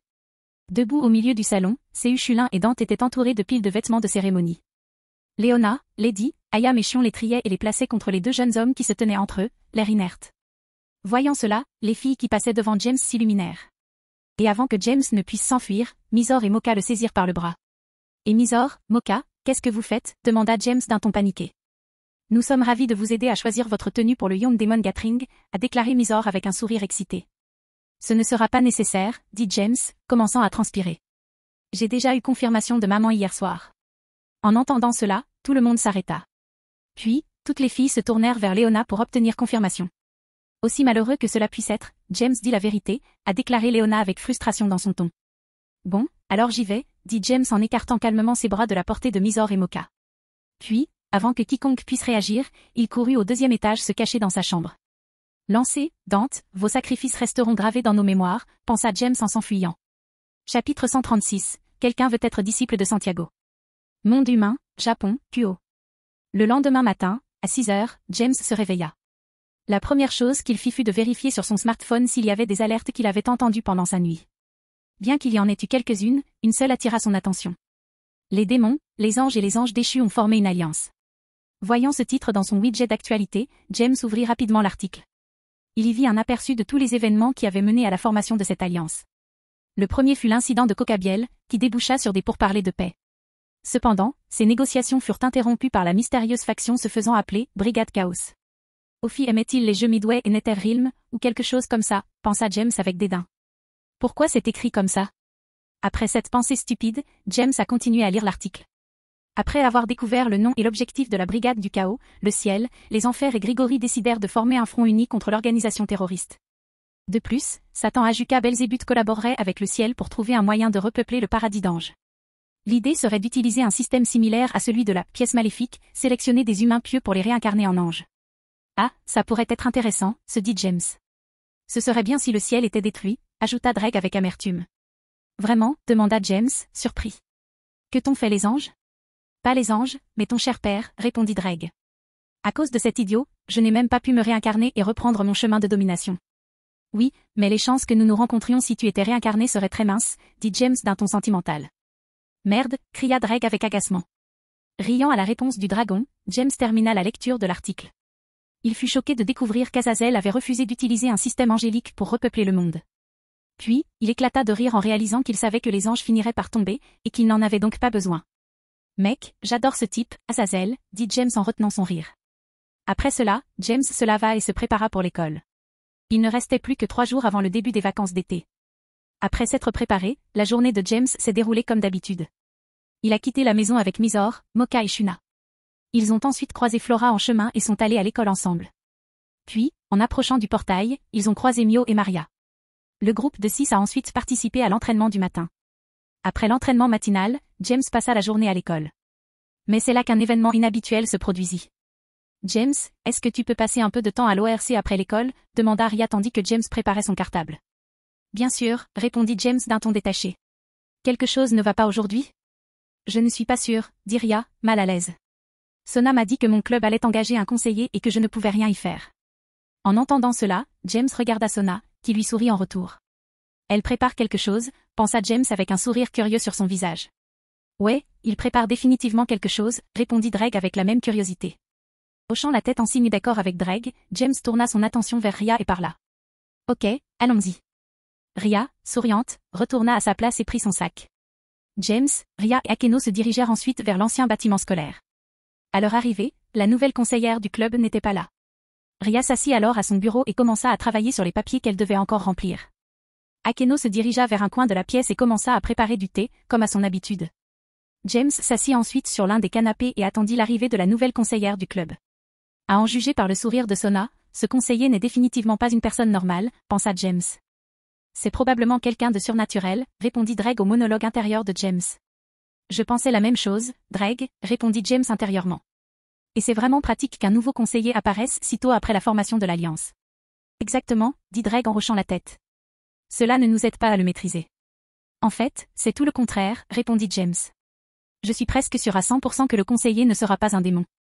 Oh, je vois où tu veux en venir, dit Dreg d'un ton éclairé. Mais il reste encore 2 options sur 3. Ouais, et c'est là que ça devient compliqué, pensa James. À ce moment-là, Akeno plaça une tasse à thé et une soucoupe sur la table basse devant James. Merci, Akeno, dit James avec un sourire en levant sa tasse de thé et en prenant une gorgée. Comme toujours, c'est délicieux. Aux éloges de James, le visage d'Akeno s'éclaira d'un beau sourire. Et, Akeno, cria Ria depuis son bureau. Je suis ton roi, ne devrais-tu pas me servir le thé d'abord? Tu peux être mon roi, Ria, dit Akeno en se tournant vers Ria. Mais James est mon amour. Burke. C'est ringard, dit Ria en grognant d'agacement sans lever la tête de ses papiers. Je suis d'accord avec Riri cette fois, dit James avec un sourire ironique. Même si j'apprécie ça, tu ne trouves pas que tu exagères un peu cette fois, Akeno? En entendant cela, Akeno fut surprise. Ria rit tout en continuant à remplir ses papiers. Sérieusement, c'était si terrible, demanda Akeno tristement. Mais c'était l'une de mes répliques préférées du roman que je viens de terminer. Voulant rire mais se retenant, James continua. Je ne pense pas que ce soit la ligne qui soit mauvaise, a déclaré James. Oui, tu le fais, dit Dreg et James l'ignora. Je pense que c'était la reddition, a poursuivi James. Ouais, c'était nul aussi, dit Dreg en riant. Après avoir entendu James, Akeno sembla comprendre. Puis, elle sourit à nouveau à James et alla préparer une tasse de thé pour Ria. Dès qu'Akeno prit la théière, la porte de la salle du club s'ouvrit et les membres de 2e année du club de recherche occulte, Yuto, Issei, Asia et Xenovia, entrèrent. Oh, super, dit Issei d'un air abattu. Sans PLA. Je ne sais même pas ce que j'ai fait de mal cette fois. James ne vient généralement pas au club de recherche occulte. Il n'y vient généralement que lorsqu'il y a quelque chose d'important à discuter. Par exemple, lors de la première apparition d'Irina et Xenovia. Ou encore lorsqu'il doit faire un entraînement en mode enfer. Ah, ne t'inquiète pas, ISE, dit James avec un sourire amical. Je ne suis pas venu te faire vivre l'enfer cette fois. En entendant cela, Issei se détendit visiblement. Cependant, il ne parvenait pas à se détendre complètement. Le sourire de James le mettait mal à l'aise. Alors, pourquoi es-tu ici? Demanda Xenovia avec curiosité, sans trop de fluctuations dans le ton. Rien de grave, dit James avant de prendre une gorgée de thé. Tandis que la conversation se poursuivait, Yuto, Issei, Asia et Xenovia reprirent leur place habituelle, et Akeno poussa un petit chariot dans la pièce pour servir le thé à chacun. Et tandis qu'Issei prenait une gorgée de thé, James continua de parler. Je suis venu demander à Riri si elle accepterait qu'ISE vienne s'entraîner avec nous à Shadowland, dit James d'un ton désinvolte, un sourire amical aux lèvres. Je pensais que tu progresserais vraiment, ISE, si mon maître était autorisé à t'entraîner pendant quelques semaines. Rafale. Tout. Entendant la raison de la venue de James, Issei se mit à tousser et s'aspergea de thé, ainsi que le sol. Voyant la réaction d'Issei, James ne put s'empêcher de rire. Ria et Akeno rirent aussi. Aucun d'eux n'avait la moindre idée de ce que James allait dire. Yuto et Xenovia sourirent également à la blague. Les seuls à ne pas sourire du tout étaient visiblement Issei, qui essayait de reprendre son souffle, et Asia, qui essayait d'aider Issei à essuyer le thé sur son uniforme. « Oh mec, ta réaction n'a pas de prix », dit James en essuyant une larme de son œil. « James, tu es vraiment méchant », dit Ria en essuyant ses larmes. « Tu es vraiment méchante », dit Akeno avec une moue boudeuse. Essayant de dissimuler un sourire, elle poursuivit. « À ton avis, qui doit nettoyer ce désordre ?» En entendant Akeno, James claqua des doigts. Soudain, un cercle magique apparut sous le siège d'Issei et cracha la flaque de thé. Le cercle magique brilla un instant avant de disparaître. Lorsqu'il disparut, le désordre, qu'il soit sur Issei ou au sol, disparut comme si de rien n'était. « Bon sang, Sanpé » hurla Issei, agacé. « Tu es le diable. »« En fait, je ne suis qu'à moitié démon » dit James innocemment. « Tu as oublié ?» Arg, grogna Issei, agacé. Cette fois, même Asia se joignit aux autres pour rire tandis que James se moquait d'Issei. Un instant plus tard, la porte du club s'ouvrit à nouveau. Cette fois, les membres de première année de la noblesse de Ria apparurent. Au lieu d'aller au club de Umema, Mio et Maria restèrent avec Koneko et Gaspé. « Sanpé » demanda Maria en entrant. « Toi aussi, tu es là. » Tandis que Maria parlait, Koneko s'approcha de James et s'assit à sa place préférée, sur ses genoux. Puis elle sortit un anka de son sac et commença à le grignoter pendant que James lui caressait la tête. Voyant cela, quelques filles regardèrent Koneko avec envie, mais ne dirent rien ni ne firent quoi que ce soit d'autre. « Ouais, Riri m'a demandé de venir » dit James avec un sourire. « Qu'a fait Issei Sanpé cette fois-ci » demanda Gaspé avec curiosité. « Bon sang » hurla Issei. « Je n'ai rien fait. »« Vraiment » demandèrent Mio et Maria en regardant Issei avec suspicion. « Bien sûr, cet idiot pervers a fait quelque chose » dit Koneko en essayant de donner à James un de ses encas. « Cette fois, Issei dit la vérité » dit Ria en terminant les derniers papiers. « Mais sérieusement, Issei, tu devrais peut-être te corriger. Si tu n'agissais pas toujours ainsi, les gens te croiraient davantage. » Issei ne pouvait que garder le silence. Il savait que Ria disait vrai. Cependant, quoi qu'il fasse ou se dise, il ne parvenait pas à corriger ses mauvaises habitudes. Il semblait que la volonté du monde le forçait à agir ainsi. De toute façon, James n'est vraiment pas là pour punir Issei, cette fois, dit Ria en se levant et en s'étirant. Ce faisant, sa poitrine généreuse était considérablement mise en valeur. Et, bien sûr, le regard d'Issei était attiré par elle comme un papillon par une flamme. Jusqu'à ce qu'il sente le regard perçant de James se poser sur son visage. Sachant ce qui arriverait s'il perdait le contrôle, Issei détourna rapidement le regard. Voyant qu'Issei parvenait à se contrôler, tout le monde fut choqué. Puis ils regardèrent James pour voir s'il avait fait quelque chose. Et tout ce qu'ils virent, c'était James assis sur le canapé, Koneko sur ses genoux, lui donnant un biscuit. Le seul à ne pas être surpris était Yuto. Il était là quand James menaça de prélever des parties de corps si Issei n'arrêtait pas de harceler sexuellement ses filles. Au fait, pourquoi as-tu invité James Sanpé à passer, Riani demanda Maria avec curiosité. Eh bien, c'est parce que Sona me l'a dit. Commença à expliquer Ria. Que tout le monde engage un nouveau conseiller de club. Azazel termina la phrase de Ria en ouvrant la porte de la salle du club. En regardant vers la porte, tout le monde vit le gouverneur général de Grigori, Azazel, debout dans l'embrasure de la porte maintenant ouverte de la salle du club. Oh, super, encore un pervers, dit Koneko en sortant un autre encas de son sac. Je dois admettre que ce n'est pas ce à quoi je m'attendais, dit James en haussant un sourcil. Pourquoi laisserait-on un pervers notoire comme Azazel se promener en liberté dans un endroit rempli de belles lycéennes? Et, c'est de la calomnie, s'indigna Azazel. Sachez que je n'ai jamais touché une écolière depuis longtemps. C'est difficile à croire, dit Ria avec scepticisme. Et la vérité, dit fièrement Azazel, c'est que... Et la raison est simple. Azazel marqua une pause, espérant attirer l'attention de tous. Son souhait exaucé, il poursuivit. C'est parce que j'adore les milfs. Je ne m'en lasse pas. En entendant cela, tout le monde fut découragé. À l'exception de James et d'Issei, tous retournèrent à leurs occupations. Issei regardait Azazel d'un air pensif, se demandant si les milfs ou les bichoujoux étaient mieux. James, quant à lui, hocha la tête en signe de compréhension. Je comprends ton point de vue, Azazel. James hocha la tête d'un air entendu. Il y a aussi une milf dans mon harem. En entendant cela, Azazel fut surpris. Puis il regarda James plus attentivement. Même si tu devrais m'appeler Azazel Sensei désormais, j'ignorais que tu étais aussi un homme cultivé, dit Azazel avec une pointe d'enthousiasme. Si tu veux bien, laquelle des plus belles milfs du monde as-tu ajouté à ton harem? Je pourrais peut-être la rencontrer? En entendant la conversation de James et Azazel, tout le monde les regarda d'un air absent. Oh, j'en suis sûr, dit James avec un sourire fier. C'est la chef des yokai de Kyoto, Yasaka. Au lieu de s'exclamer de surprise, Azazel se contenta de fixer James d'un air absent. Puis, au bout de quelques instants, il fit quelque chose d'inattendu. Il marcha devant James, tomba à genoux, pressa son front contre le sol et hurla bruyamment. Je vous en prie, maître, acceptez-moi comme votre disciple. Chapitre 137, les vacances d'été commencent au pays des ombres. Terre des ombres, d'un skate. Les derniers jours du premier semestre se déroulèrent sans incident. Azazel rencontra les 3 rois à l'Académie Kuo. À chaque rencontre, il leur proposa de les aider dans leur entraînement avant le rassemblement des jeunes démons. Cependant, à sa grande surprise, seul Ria accepta son aide. Cependant, lorsqu'il comprit pourquoi James et Sona le rejetèrent, il comprit et décida de ne pas les forcer.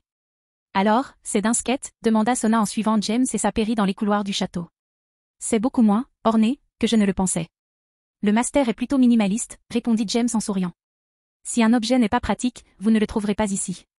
Hochant la tête en signe de compréhension, Sona continua d'observer l'intérieur du château tout en accompagnant James.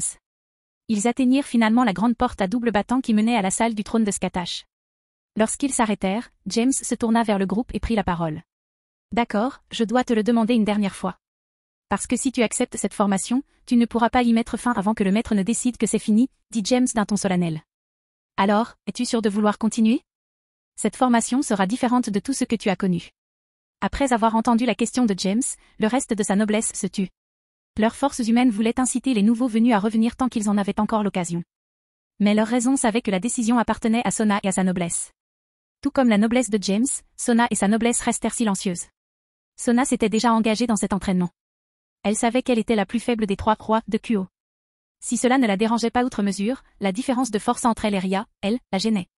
Elle savait que Ria atteindrait probablement le plus haut rang avant la rencontre des jeunes démons. Elle, quant à elle, venait d'atteindre le rang avancé et n'était pas satisfaite de ses propres progrès. Tsubaki et Reiya étaient également engagés. Tsubaki, car elle aimait s'entraîner dur grâce au temps passé avec Seu Shulin. Tandis que Reiya souhaitait devenir plus forte, ce rafale allégeait sa charge de travail pendant les séances d'entraînement. Les nouveaux membres de la noblesse de Sonamomo, Tsubasa, Tomo, Janshiro et la dernière née, Nimura Ruruko étaient indécis. Malgré notre entraînement avec Sona, tout le monde pressentait que l'épreuve allait être brutale. Surtout Ruruko, un pion. Cependant, contrairement aux autres pions présents, une seule pièce lui suffisait pour se réincarner. Elle comprend donc qu'elle est, objectivement, la plus faible. Au final, chacun prend sa décision. Ils ont décidé que devenir plus fort pour celui qui leur a donné la chance d'être plus que des humains normaux était une raison suffisante pour participer à cet entraînement intense. Voyant la détermination dans les yeux des nobles de Sona, James sourit et hocha la tête. Puis il se tourna vers les portes. Toc, toc, toc. Maître, vos disciples, James Alavru et Seu Shulin, sont arrivés, dit James d'une voix sonore. Écrire, répondit calmement Skatash de l'autre côté de la porte. Avec la permission de Skatash, James et Seu Shulin ouvrirent chacun une des grandes portes. La salle du trône apparut alors. Cependant, ce qui retint l'attention de tout fut la magnifique femme aux cheveux violets et aux yeux rouges vins, Skatash, assise sur le trône. Puis, lorsqu'ils parvinrent à détourner le regard de Skatash, leur attention fut immédiatement attirée par la lance rouge sans menaçante appuyée contre le bras du trône. Maître, ça fait un bail, dit James en conduisant les autres dans la salle du trône. J'espère que vous allez bien. Oui. Skatash hocha la tête en observant les visages inconnus. Je vois que tu n'as pas fui. Je suis également satisfaite de tes progrès depuis ta dernière visite. Merci pour le compliment, répondirent simultanément James et Seu Shulin en s'inclinant poliment. Maintenant, pourriez-vous nous présenter vos nouveaux compagnons, demanda Skatash, ignorant l'étiquette de ses disciples. Bien sûr, dit James en se redressant. Tout d'abord, laissez-moi vous présenter ma petite amie. Voici Sona Citri, héritière de la maison Citri des 72 maisons piliers des enfers. Enchantée de vous rencontrer, maître Skatash, dit Sona en s'inclinant poliment. De même. Skatash hocha la tête. Puis, avec un léger sourire, elle tourna son attention vers James. Je vois que tu as réussi à ravir le cœur d'une autre jeune fille. Étonnamment, James ne répondit pas par une plaisanterie. Il baissa simplement la tête avec un sourire ironique et se frotta la nuque. Voyant cela, tous ceux qui le connaissaient bien furent stupéfaits. Puis, après un moment, James poursuivit les présentations. Il prit soin de mentionner que Tsubaki était la petite amie de Seu Shulin, ce qui fit hausser un sourcil à Skatash. Une fois les présentations terminées, Skatash saisit sa lance et se leva de son trône. Eh bien, puisque vous êtes là, laissez-moi voir votre niveau, dit Skatash en s'approchant du groupe. Venez, je vais tous vous tester. Sauf James et se tenta. Sachant que les objets seraient inutiles après l'avertissement de James avant leur arrivée au pays des ombres, tout le monde suivit Skatash jusqu'au terrain d'entraînement. Dès leur arrivée, Skatash jeta son dévolu sur Sona et sa noblesse. Maintenant, montre-moi tes compétences actuelles, dit Skatash en posant sa lance sur son épaule. Lequel d'entre vous souhaite être le premier? Sans hésiter, Sona s'avança. Puis elle prit place devant Skatash. Je veux voir tout ce que tu as, dit calmement Skatash. Ne te retiens pas, bats-toi pour tuer. Si tu n'y arrives pas, tu ne mérites pas mon temps. Hochant la tête en signe d'acquiescement, Sona généra plusieurs jets d'eau, les façonnant en dragons. Puis, par pure volonté, elle envoya les dragons voler vers Skatash. Belle touche. Un contrôle incroyable, commenta Skatash en esquivant et en détruisant les dragons d'eau qui l'attaquaient sans relâche. Et ta détermination meurtrière est inébranlable. Tandis que Skatash détruisait les créations aquatiques de Sona, celle-ci en créa d'autres. Mais cette fois, pas seulement des dragons. En voyant des dragons de toutes parts, elle créa également du brouillard, rendant la vision difficile, des zones humides au sol, rendant l'équilibre difficile, et projeta même des jets d'eau à haute pression. Whist le Sona se donne à fond, a déclaré James en regardant le combat se dérouler. Oui, mais ça ne durera pas très longtemps, dit Seu Chulin, debout à côté de James. Que veux-tu dire, demanda Janshiro, amoureux de Sona même s'il savait que c'était impossible. Sona est forte. Avant que Janshiro ne puisse dire quoi que ce soit d'autre, Tsubaki le repoussa et le regarda sévèrement. Je suis désolé, dit Tsubaki. Il ne comprend pas la puissance de Skatash Dono. Ni James ni Seu Chulin ne prirent au sérieux l'irritation du jeune garçon innocent. Ils continuèrent à regarder le combat. Effectivement, après quelques minutes, Skatash sortit victorieux.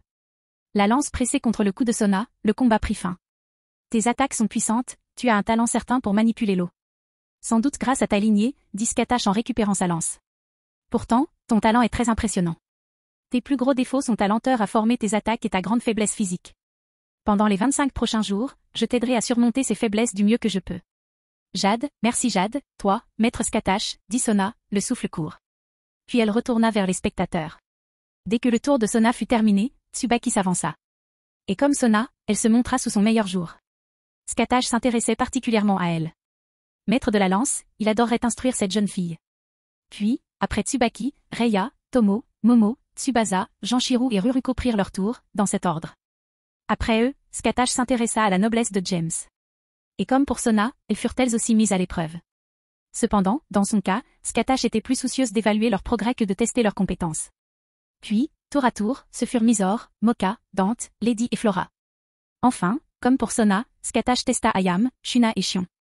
Après avoir terminé l'entraînement, Skatash ordonna à James et Seu Chulin d'emmener les visiteurs dans leurs appartements, puis de la retrouver dans la salle du trône. Suivant les instructions de Skatash, James et Seu Chulin conduisirent les jeunes démons épuisés dans leurs appartements et retournèrent dans la salle du trône. Maître. James et Seu Chulin se saluèrent après être entrés dans la salle du trône.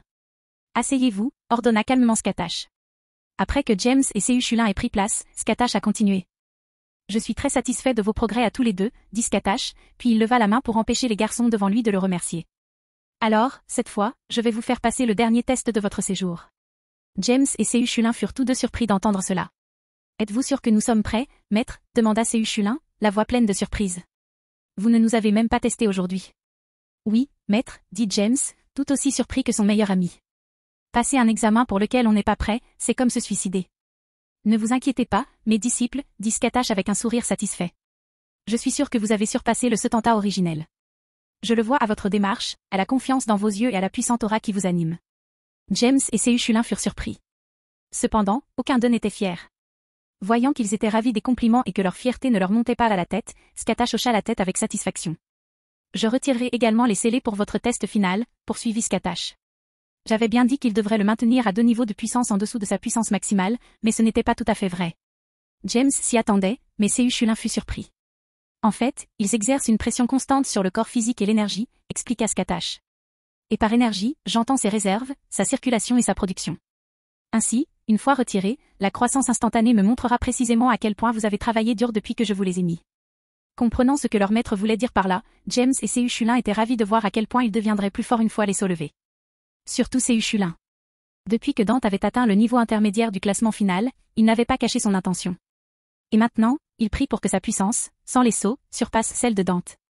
Après quelques échanges, James et Seu Chulin souhaitèrent bonne nuit à leur maître et quittèrent la salle du trône. Ils continuèrent à discuter tout en marchant. Je ne vais pas mentir, dit Seu Chulin avec un mélange de nervosité et d'excitation. Je suis un peu nerveux à l'idée de cette épreuve finale. Mais je veux voir à quel point je serai fort une fois laissé les retirer.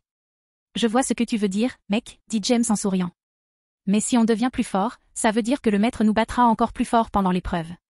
Maintenant que tu le dis, dit Seu Chulin en frissonnant. Conserver les sauts pour les tester n'est peut-être pas si mal. Frappez. Mec, ne fais pas ta poule mouillée, dit James en tapant dans le dos de Seu Chulin. Si tu abandonnes après être arrivé jusqu'ici, tu as non seulement perdu ton temps, mais aussi celui de maître. Et si elle a l'impression que tu lui as fait perdre son temps, je ne voudrais pas être à ta place. Une fois de plus, Seu Chulin frissonna à l'idée de ce que Skatash allait lui faire. James et Seu Chulin poursuivirent leur conversation en direction de leur chambre. L'entraînement du lendemain serait un enfer, et ils avaient besoin de repos avant d'en démolir les portes. Pendant ce temps, de retour dans la salle du trône, Scatash était assise seule. Comme toujours, elle était assise sur son trône, la lance maudite posée sur son bras. Je me demande si l'un de ces garçons y parviendra. Exaucer mon vœu le plus cher, pensa Scatash, assise en silence. Le premier se tenta était celui que j'avais le plus espéré autrefois. Pourtant, il n'y est pas parvenu. Non pas par force, mais par sensibilité. Scatash posa alors sa tête sur sa main droite, son coude droit reposant sur le bras du trône. Je sais que ces deux garçons ont surpassé le premier se tenta. Scatash continua son monologue intérieur. Je me demande si l'un d'eux y parviendra. Chapitre 138, les conseils d'Azazel au groupe Grémory. Enfer, territoire de Grémory, domaine de Grémory. Tandis que James et Séuchulin discutaient avec Scatash dans la salle du trône, Ria et sa noblesse, accompagnés d'Azazel, arrivèrent au domaine Grémory, dans les enfers. À son arrivée, Ria emmena sa noblesse rencontrer ses parents. Le but principal de cette rencontre était de présenter Mio et Maria à Zéoticus et Venlana. En entrant dans la maison, ils trouvèrent sans difficulté le couple Grémory assis dans le salon, en train de boire du thé. Alors ce sont mes nièces, demanda Zéoticus avec un sourire curieux. Wilbert a vraiment donné naissance à de belles filles. En effet, dit Venelana en regardant les filles devant elle. Alors, pourriez-vous vous présenter? Je m'appelle Mio. Naruse Mio, dit Mio en s'inclinant poliment. Et je suis Naruse Maria, dit Maria joyeusement. Eh bien, c'est un plaisir de vous rencontrer tous les deux, répondit Venelana avec un sourire. Je suis votre tante, Venlana Grémory. La dame de la maison Grémory. Et je suis ton oncle, l'actuel chef de la maison Grémory et le frère cadet de ton père, Zéoticus Grémory. Zéoticus se présenta avec un sourire. Après les présentations, Mio et Maria se turent. Zéoticus et Venelana restèrent silencieux, eux aussi. Ils étaient pourtant certains de savoir ce que pensaient les deux filles devant eux. Et les expressions confuses de Mio et Maria permettaient de deviner plus facilement ce qu'elles pensaient. Finalement, ce fut Ria qui brisa le silence. Maman, papa, Mio et Maria aimeraient savoir. Commença Ria à parler au nom de ses deux jeunes cousins. C'est bon, Riani, interrompit Maria. On a pensé toutes les deux qu'il serait préférable que l'une de nous pose la question. Mio hocha la tête en regardant Ria avec gratitude. Puis, voyant que Ria lui souriait, elle tourna vivement la tête, le visage rouge. Voyant cela, Maria rit, et tous les autres ne purent s'empêcher de sourire. Finalement, Mio prit une grande inspiration et se tourna vers Zéoticus et Venlana. Si cela ne causait pas trop de problèmes, pourriez-vous nous dire pourquoi notre père a été exilé de la maison Grémory, demanda Mio nerveusement. Bien que Mio ne ressente aucun lien avec Wilbert, elle le reconnaît comme son père. Maria, quant à elle, était assez curieuse. Elle avait grandi avec Wilbert et se demandait pourquoi il avait été exilé. Honnêtement, c'était une simple, enfin, peut-être pas si simple, une différence d'idéaux, dit Zéoticus en regardant par la fenêtre le ciel violet des enfers. Pendant la guerre civile du diable, il y a un peu plus de 500 ans, chaque démon devait choisir son camp. La maison Grémory dans son ensemble a décidé de suivre les rebelles menés par notre fils aîné, le frère aîné de Ria, et son cousin, Sirzek Grémory. Venelana reprit là où Zéoticus s'était arrêté. Tous sauf ton père, Wilbert. Wilbert pensait que nous trahirions le Lucifer originel, qui a donné naissance à la race du diable avec sa femme, Lilith, poursuivit Zéotique. Et cela a donné lieu à une dispute qui n'a pas pu être résolue pacifiquement. Finalement, Wilbert a été exilé. J'ai dû exiler mon propre frère à cause d'un conflit politique. Voyant l'expression douloureuse sur le visage de Zéoticus, le silence se fit dans la salle. Zéoticus put enfin poursuivre son récit.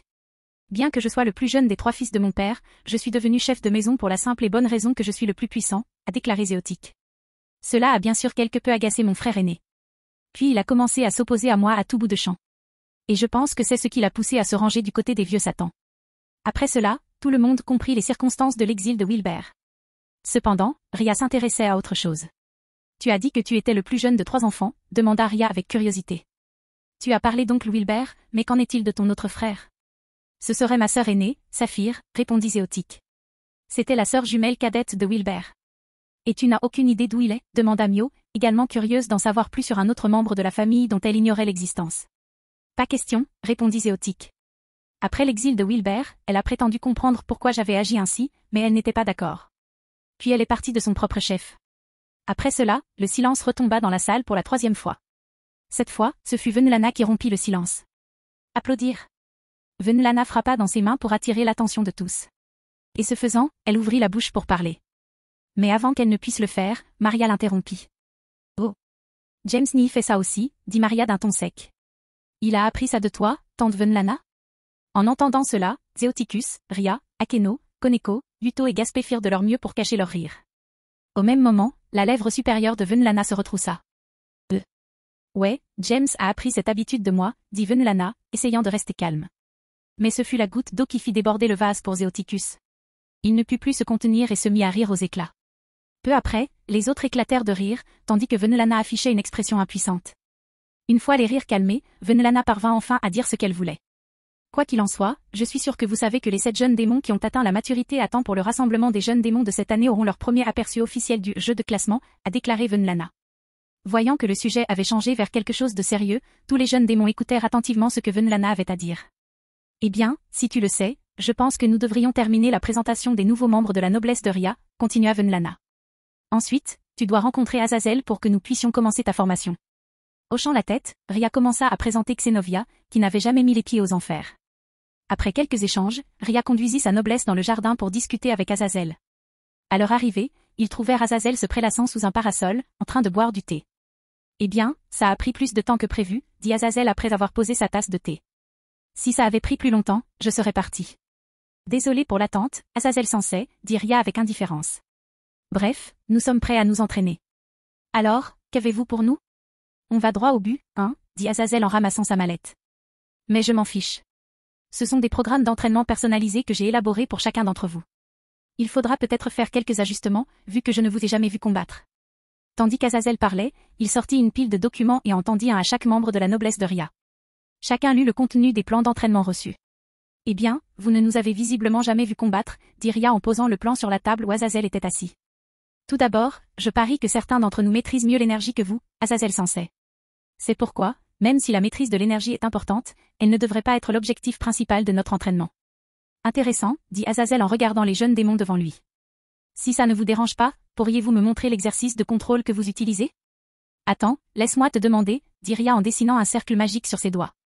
Après avoir créé le cercle magique, Ria le porta à son oreille. Quelques instants plus tard, le cercle de communication se connecta à son destinataire. Pampan hey, Riri, quoi de neuf, demanda James de l'autre côté du cercle magique de communication. Azazel Sensei voulait voir notre méthode d'entraînement au contrôle de l'énergie, dit Ria en expliquant la situation à James. Est-ce que ça te va si on lui montre? Pourquoi demandes-tu la permission à James? Demanda Azazel à Akeno, qui montrait clairement son agacement à cette pensée. Parce que James l'a créé, dit Akeno d'un ton dur. Maintenant, s'il te plaît, ne me parle que si c'est nécessaire. Je ne pense pas que tu aies encore oublié ton père, se dit calmement Azazel. C'est bon, James a dit que c'était bon, dit Ria en dissipant le cercle magique de communication. Akeno, veux-tu? C'est bon, Ria, répondit Akeno. Puis elle invoqua un grand bol et fit apparaître suffisamment d'eau pour le remplir. Que fais-tu avec un bol d'eau? Demanda Azazel avec curiosité. Ça, dit Ria en couvrant sa main d'énergie démoniaque. Puis, la main imprégnée d'énergie, Ria la plongea dans le bol. À la surprise d'Azazel, elle ne fit même pas onduler la surface de l'eau. Ria fit alors tournoyer sa main dans l'eau. Lorsqu'elle la retira, elle tenait une boule d'eau. Elle la lança négligemment contre un arbre du jardin. La boule garda sa forme jusqu'à ce qu'elle heurte l'arbre. Elle s'essuya ensuite la main sur le document contenant son plan d'entraînement écrit pour montrer qu'elle était parfaitement sèche. En voyant cela, les yeux d'Azazel ont failli sortir de sa tête. Comment? Demanda inconsciemment Azazel. Quel genre de contrôle énergétique subtil est-ce? Ou peut-être était-ce un sort? Non, j'aurais senti l'activation d'un sort de manipulation de l'eau. Akeno, Koneko, Yuto, Gaspé et moi sommes capables de ce que vous venez de voir, dit Ria. Elle désigna ensuite Issei et Asia et poursuivit, Issei et Asia peuvent se couvrir les mains et se secouer pour se mouiller. Asia est très douée pour le contrôle de l'énergie. Elle ne s'y exerce que depuis 3 mois. En entendant cela, Azazel fut surpris. Et ces 3-là, demanda Azazel en désignant Mio, Maria et Xenovia. Mio peut couvrir 4 doigts et les mouiller sans se mouiller, Maria peut en faire 3, et Xenovia aussi, dit Ria en bombant le torse. Mes nouveaux membres sont plutôt talentueux aussi, ils ne travaillent là-dessus que depuis un mois environ. D'accord, ton exercice de contrôle de l'énergie est meilleur que tout ce que j'ai pu imaginer, dit Azazel, l'air indifférent. Mais qu'en est-il du reste? Maintenant, je peux contrôler mes pouvoirs d'ange déchu, dit Akeno sèchement. Et je peux utiliser Sanjutsu et Ktuki, sans aucun problème, répondit Koneko. Je peux maintenir l'état balance breaker pendant environ 20 heures tout en combattant James Sampé, a déclaré Yuto. Je pourrais utiliser la vision interdite de Balor sans problème plus tard? Maître Skatash l'a scellé, dit Gaspé nerveusement. Attends une minute, pourquoi Skatash scellerait-elle son Sacred Gear? Demanda Azazel, surpris. Parce que, selon elle, Balor est scellé dans la vision interdite de Balor, répondit Ria. Mais à quoi pensait papa? Demanda Azazel d'un ton rhétorique. Ça n'a aucune importance. Et vous, les autres? Je n'ai pas encore débloqué mon balance breaker, a déclaré Issei, embarrassé.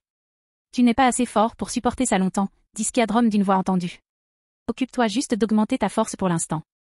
Et c'est pour ça, dit Issei. C'était Skiadrom, le roi dragon de l'ombre, demanda Azazel. C'est sûr, dit Issei avec un sourire. Et toi, demanda Azazel en regardant Asia. Je peux me soigner à distance, dit Asia en souriant. Mais la guérison peut être interceptée, car pour l'instant je ne peux me soigner qu'avec un rayon d'énergie. James Sampé a dit qu'une fois que je saurai lancer de l'eau, je devrais pouvoir me soigner à distance. Mio et Maria suivent le même entraînement que Koneko ou moi, en général, dit Ria. Et Xenovia s'entraîne avec Yuto. Pourquoi suis-je ici, demanda Azazel. Eh bien, je suppose que je n'ai rien à vous apprendre. Mais je pense que le partenaire d'entraînement que j'ai trouvé pour Issei serait utile. Qui est-ce, demanda Ria avec curiosité. Une fois terminé, une ombre s'abattit sur le jardin de la propriété. En levant les yeux, tous aperçurent un grand dragon occidental aux écailles violet foncé. Tanin, le dragon météore flamboyant, dit Azazel en souriant. Tanin est l'un des anciens rois dragons. C'est un gigantesque dragon occidental. Hormis la partie inférieure de son corps, notamment son ventre, l'intérieur de sa longue queue et ses pattes beiges, la majeure partie de son corps est recouverte d'écailles draconiques violet foncé. Tanin possède également une tête triangulaire ornée de cornes jaunes, de grands yeux rouges perçants aux clair lavande, et des canines acérées. Il possède également des griffes aux longs ongles jaunes et pointus sur ses mains et de grandes ailes de chauve-souris aux extrémités rigides. Il porte également des bâtons d'armure noire qui descendent le long de ses bras et un pagne orné de ferrures métalliques. Oh, si ce n'est pas Tanin, dit Skiadrom avec surprise. Skiadrom ? Je te croyais mort. Dit Tanin d'un ton surpris. Oh, je suis mort, hein, dit Skiadrom avec colère. Cette folle de Tiama m'a tué. Eh bien, nous aurons tout le temps d'en parler pendant que je m'entraînerai avec ce gamin, a déclaré Tanin en riant. C'est vrai, acquiesça Skiadrom. Et, je n'ai rien à dire, demanda Issei d'un ton effrayé. Ignorant Issei, Tanin s'accroupit et le souleva avec une de ses griffes gigantesques. Puis, elle s'éleva dans les airs. Je veillerai à ce qu'elle revienne à temps pour la réunion des jeunes diables, dit Tanin. Puis elle s'envola du domaine Grémory à toute vitesse. Quelqu'un. Sauvez-moi. Le cri d'Issei se fit entendre au loin. En regardant Tanin disparaître au loin, tout le monde s'est finalement tourné vers Azazel. Eh bien, je suis sûr qu'Issei ira bien. Azazel haussa les épaules. Je pense qu'il est temps pour vous tous de commencer l'entraînement. Je suis sûr que vous voudrez être aussi fort que possible pour participer au jeu de classement. Hochant la tête, tout le monde oublia Issei et continua son entraînement. Chapitre 139, les pensées de Sona après 2 semaines d'entraînement. Terre des ombres, Dinsket. Cela fait 2 semaines que James, Sona et leurs nobles sont arrivés à Dinsket. Durant ces 2 semaines, ils ont tous subi l'entraînement le plus brutal de leur courte vie, selon les normes surnaturelles. Malgré cette brutalité, Sona, ses nobles et ceux de James étaient quelque peu terrifiés par le niveau de brutalité que James et ses Ushulins ont dû endurer. Par exemple, pour accroître la force et le contrôle de leur énergie démoniaque, chacun était contraint de se tenir en équilibre sur une perche avec l'énergie démoniaque qu'il pouvait enrouler autour de son doigt. Pendant au moins 12 heures, il devait réduire au maximum la couche d'énergie démoniaque, faute de quoi il risquait de tomber dans le feu. James et ses Ushulins, quant à eux, durent subir cet entraînement avec des sauts magiques qui augmentaient leur poids d'une demi-tonne à chaque membre. De plus, Skatash les frappait avec le bout émoussé de sa lance à intervalles irréguliers. Maintenant, je comprends pourquoi Michael vous a demandé comment vous étiez encore en vie, dit Janshiro, la peur au visage. Je serais mort en moins d'1 semaine si j'avais dû vivre ça. Vraiment, demanda Mizor. Je pensais que tu y arriverais facilement, avec ton désir d'atteindre des objectifs que tu ne devrais pas atteindre. Janshiro fronça les sourcils face à cette implication. Puis il regarda Sona, qui regardait James et ses Ushulins s'entraîner. Depuis combien de temps y vas-tu, demanda Tsubasa. La dernière d'entre nous s'est arrêtée il y a 6 heures, répondit Momo. C'était Sona Keshu, et elle a tenu 14h23 au total. Alors, vous arriverez tous les deux à 20h30, demanda Ruruko, surprise. Ça a l'air bien, répondit Tsubaki en regardant ses Ushulins. Pourquoi avez-vous l'air si calme, demanda Tomo aux membres de la pairie de James. C'est fou, non? Ayam, Shuna et Shion se tournèrent également vers les premiers membres de la noblesse de James pour entendre leurs réponses.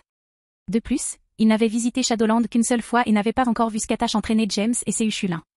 Tant que vous n'aurez pas vu ces deux-là combattre Maître Skatash, vous n'aurez rien vu, répondit Dante en s'appuyant contre le mur du château. Ils ne sont pas encore à l'article de la mort, alors ils vont bien. Tu veux dire que Lancé était sérieux quand il a dit qu'il n'était pas sûr d'être déjà mort, demanda Janshiro d'un ton effrayé.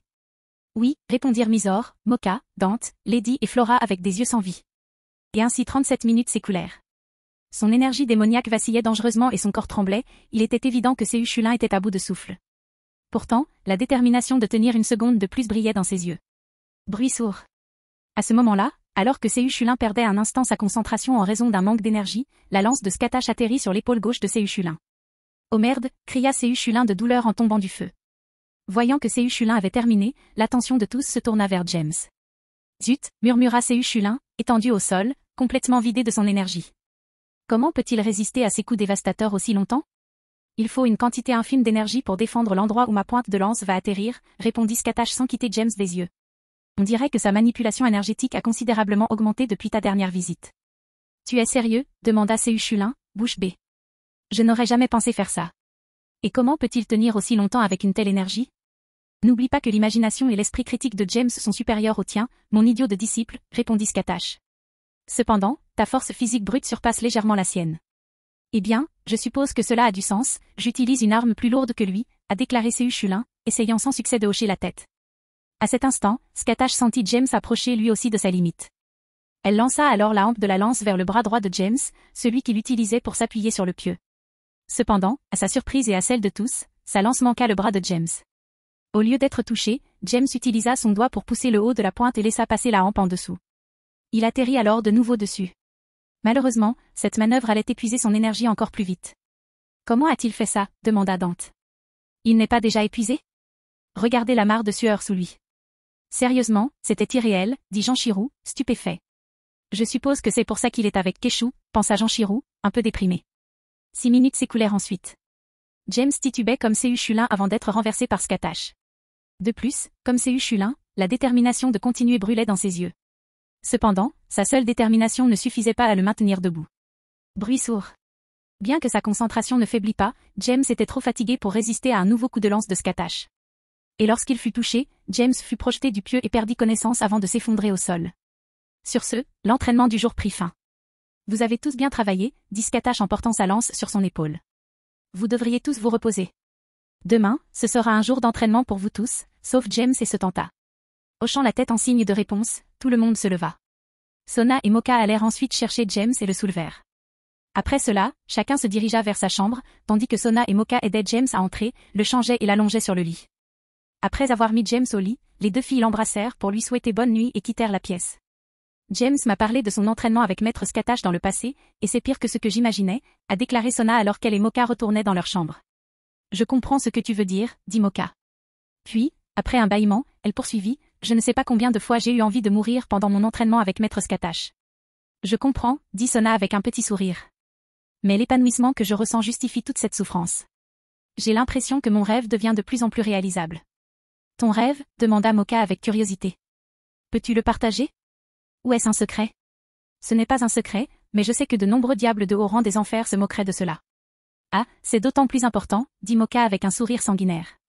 Comme James, rien ne nous rendrait plus heureux, nous, membres de votre noblesse, que de soutenir vos supérieurs. Sona rit à la réponse de Moka. Elle savait que James en avait assez de la façon dont le conseil du diable le traitait. Elle attendait avec impatience le jour où James pourrait leur rire au nez. Et si les rumeurs sur sa promotion étaient fondées, ce jour n'était pas loin. Malheureusement, même Sona n'en était pas certaine. Ce Rafale resta étrangement muette sur le sujet. Sirzek refusa également d'en parler à Arya. Cela poussa les deux héritières de la maison du pilier à considérer la nouvelle comme très bonne ou très mauvaise pour James. Il n'y avait pas de compromis. J'espère que ces rumeurs sur la promotion de James sont vraies, dit Sona. Puis elle bâilla. Après quelques minutes, Sona et Moka arrivèrent dans leur chambre, situées l'une en face de l'autre dans le couloir. Bon, bonne nuit, Sona, dit Moka avant d'ouvrir la porte. Je suis sûre que je n'ai pas besoin de te le dire, mais l'entraînement de demain va être dingue. Je sais, dit Sona d'un ton las. Je ne m'attendais pas à ce que tous nos entraînements se déroulent contre Maître Scatash et non entre nous. Eh bien, sans nous blesser gravement, elle peut nous pousser plus facilement à bout, dit Moka, la porte de la chambre maintenant ouverte. D'accord, à demain. D'accord, bonne nuit, Moka, dit Sona en ouvrant à son tour la porte de la chambre. Puis, Sona et Moka entrèrent dans leur chambre. Après avoir fermé la porte, Sona eut immédiatement envie de sauter dans son lit et de voyager au pays des rêves. Malheureusement, elle se sentait mal à l'aise de dormir couverte de sueur séchée. Elle entra ensuite dans la salle de bain et commença à se déshabiller. Après avoir retiré tous ses vêtements, Sona jeta un simple sort de nettoyage et plia ses vêtements. Elle alluma ensuite l'appareil qui imitait une douche moderne et se plaça sous l'eau courante. Bien qu'elle puisse aussi utiliser un sort de nettoyage pour se purifier, Sona appréciait la sensation du bain. C'était bien plus relaxant. Ça fait 2 semaines, dit Sona, savourant l'eau chaude qui coulait sur sa peau. Dans 2 semaines seulement, j'approcherai du sommet de l'échelon supérieur. Je sais qu'épuiser l'énergie démoniaque de quelqu'un et la laisser se reconstituer augmente un peu ses capacités, mais tant pis. Tandis que Sona se parlait à elle-même, elle versa un peu de savon liquide sur ses mains. Puis, elle se frotta les paumes l'une contre l'autre pour faire mousser. Je n'aurais jamais imaginé que renforcer son corps aurait un effet aussi profond sur sa capacité à maîtriser ses pouvoirs démoniaques, dit Sona en se lavant le corps. Mais je suppose que c'est logique. Le pouvoir démoniaque est stocké dans le corps. En caressant son corps élancé, Sona repensait à tout ce qu'elle avait vécu ces 2 dernières semaines. 7 jours d'entraînement, 4 coups lui avaient valu d'être battue jusqu'à l'inconscience. Elle avait appris plusieurs nouvelles méthodes d'utilisation de l'énergie. Elle avait également appris à améliorer les cercles magiques qu'elle utilisait pour lancer ses sorts. Bien que la magie démoniaque soit utilisée avec imagination, l'utilisation de cercles magiques pour raccourcir le temps d'incantation est assez courante chez les démons qui se battent avec la magie. Les vastes connaissances magiques de Skatash l'ont grandement aidé à progresser. Cependant, lorsque ses mains atteignirent sa zone la plus intime, Sona ne put s'empêcher de soupirer. Même si je suis heureuse de gagner en force, c'est une véritable torture si James, moi, ou nous deux, sommes trop fatigués pour une relation intime, se dit Sona en rougissant légèrement. Bon, il faudra rattraper le temps perdu une fois l'entraînement avec Maître Skatash terminé. Après cela, Sona termina son bain, plongée dans des pensées coquines. Après être sortie de la douche et s'être séchée, Sona enfila des vêtements légers pour dormir. Elle se mit ensuite au lit et se glissa sous les couvertures. Allongée dans son lit, Sona sentit ses paupières s'alourdir. Puis, avant de s'endormir, Sona eut une dernière pensée. J'espère que je pourrai rester consciente après l'entraînement de demain, pensa Sona en fermant les yeux. Et si j'y vais en premier, j'aurai peut-être assez d'énergie pour m'amuser un peu avec James ce soir. Et pendant ce temps, dans la salle du trône, comme toujours, Skatash était assise sur son trône avec sa lance posée sur son bras. Les talents de ces enfants sont bien plus grands que je ne le pensais, pensa Skatash à voix haute. J'espère que James ou Setanta exauceront mon souhait. J'aimerais beaucoup avoir l'opportunité de poursuivre l'entraînement de ces enfants. À l'insu de Skatash et des autres jeunes gens endormis, tous ces derniers frissonnèrent dans leur sommeil à cet instant. Skatash continua de réfléchir seul dans la salle du trône. Surtout cette fille, Tsubaki, j'adorerais en faire la prochaine reine guerrière, dit Skatash avec un léger sourire sur son beau visage. Si elle parvient à maîtriser davantage sa Naginata et son Sacred Gear. Comment s'appelle-t-il déjà? Mirror Alice? La capacité de renvoyer les attaques avec 2 fois leur puissance initiale est une compétence remarquable. Même s'il y en a une ci-dessous pour chaque invocation miroir, la jeune fille peut désormais en invoquer 3 simultanément. Si elle parvient à augmenter ce nombre, elle deviendra une force sur laquelle il faudra compter. Skatash sourit alors aux possibilités qui s'offraient à lui. Chapitre 140, Jack contre la noblesse. Terre des ombres, d'Insket. Le temps passé à s'entraîner avec Skatash est passé à toute vitesse. Il ne reste plus que 5 jours avant le rassemblement des jeunes démons. Et hier était le dernier jour d'entraînement pour Sona et sa noblesse. Voici le programme des 5 prochains jours. Jour 1, Jack contre sa noblesse. Seu Chulin ne participera pas. Jour 2, Seu Chulin contre. Jour 3, journée de repos. Jour 4, James contre Skatash. Jour 5, retour à la maison. Comme le programme l'indique, tous les membres de Dinsket sont actuellement sur le terrain d'entraînement. Sona, Saperi, Seu Chulin et Skatash attendent le début du match sur le banc de touche. Pendant ce temps, James se trouve d'un côté du terrain d'entraînement, tandis que le reste de Saperi est de l'autre. Vous pouvez commencer, dit Skatash d'une voix sonore, signalant le début du combat. Aux paroles de Skatash, Moka, Flora et Shion avancèrent. Au même moment, Misor, Dante, Lady et Shuna attaquèrent à longue distance, tandis qu'Ayam se mettait en mode furtif. James, quant à lui, se tenait calmement, la main droite posée sur la poignée de son Mangetsu no Shita 2. À l'approche des projectiles, James, avec une grâce dansante, esquiva chacun d'eux. Un instant plus tard, les premiers combattants au corps à corps arrivèrent à sa position. Moka fut le premier à frapper. Ayant atteint la distance finale lors de l'incident de Cocabiel, ce petit point concentrait une puissance considérable. Cependant, James était également très compétent en arts martiaux. De la main gauche, il redirigea le coup de Moka vers la droite. Cette défense lui permit également de bloquer le tir de Flora, propulsé par l'élan de Moka sur sa trajectoire. James dégaina alors partiellement son épée et bloqua la frappe horizontale de Shion. Utilisant la force de réaction du coup, James laissa son corps pivoter librement. Puis, tournant du pied gauche, James attaqua d'un coup de talon visant la tête de Shion. Retirant rapidement son odachi, Shion parvint à bloquer le coup du plat de son épée. Cependant, la puissance de l'épée le projeta au loin. Au même moment, James lança son épée et elle vola vers Moka et Flora, qui corrigèrent leur posture. James attaqua alors Moka d'un genou volant. Alors que l'équipe de Moka s'agenouillait, Flora frappa James d'un coup droit en plein vol. Bien que voler avec ses ailes lui aurait permis d'éviter l'attaque, James choisit une autre option. À toute vitesse, James dégaina son épée et attaqua Flora. Incapable d'esquiver, Flora ressentit une sensation de froid dans la nuque et vit que James avait changé de direction. Flora, dehors, cria Skatash sur le côté. Zut, s'exclama Flora en sortant du terrain d'entraînement. Comment ai-je pu perdre si vite? Au même moment, tous les membres de la noblesse de Sona étaient étonnés par l'habileté dont James faisait preuve dans les premiers instants du combat. Comment a-t-il fait ça? Demanda Tsubasa, les yeux brillants. Il est tout à fait possible de balancer le sabre avec suffisamment de force pour en modifier l'élan. Ouais, tu viens de le voir, non, demanda Momo en regardant, impuissante, le fanatique de l'épée à côté d'elle. En fait, je suis surpris qu'il ait tué Flora en premier, dit Tsubaki. L'éliminer mettrait les autres en alerte, et elle n'est pas la cible prioritaire de l'équipe, n'est-ce pas?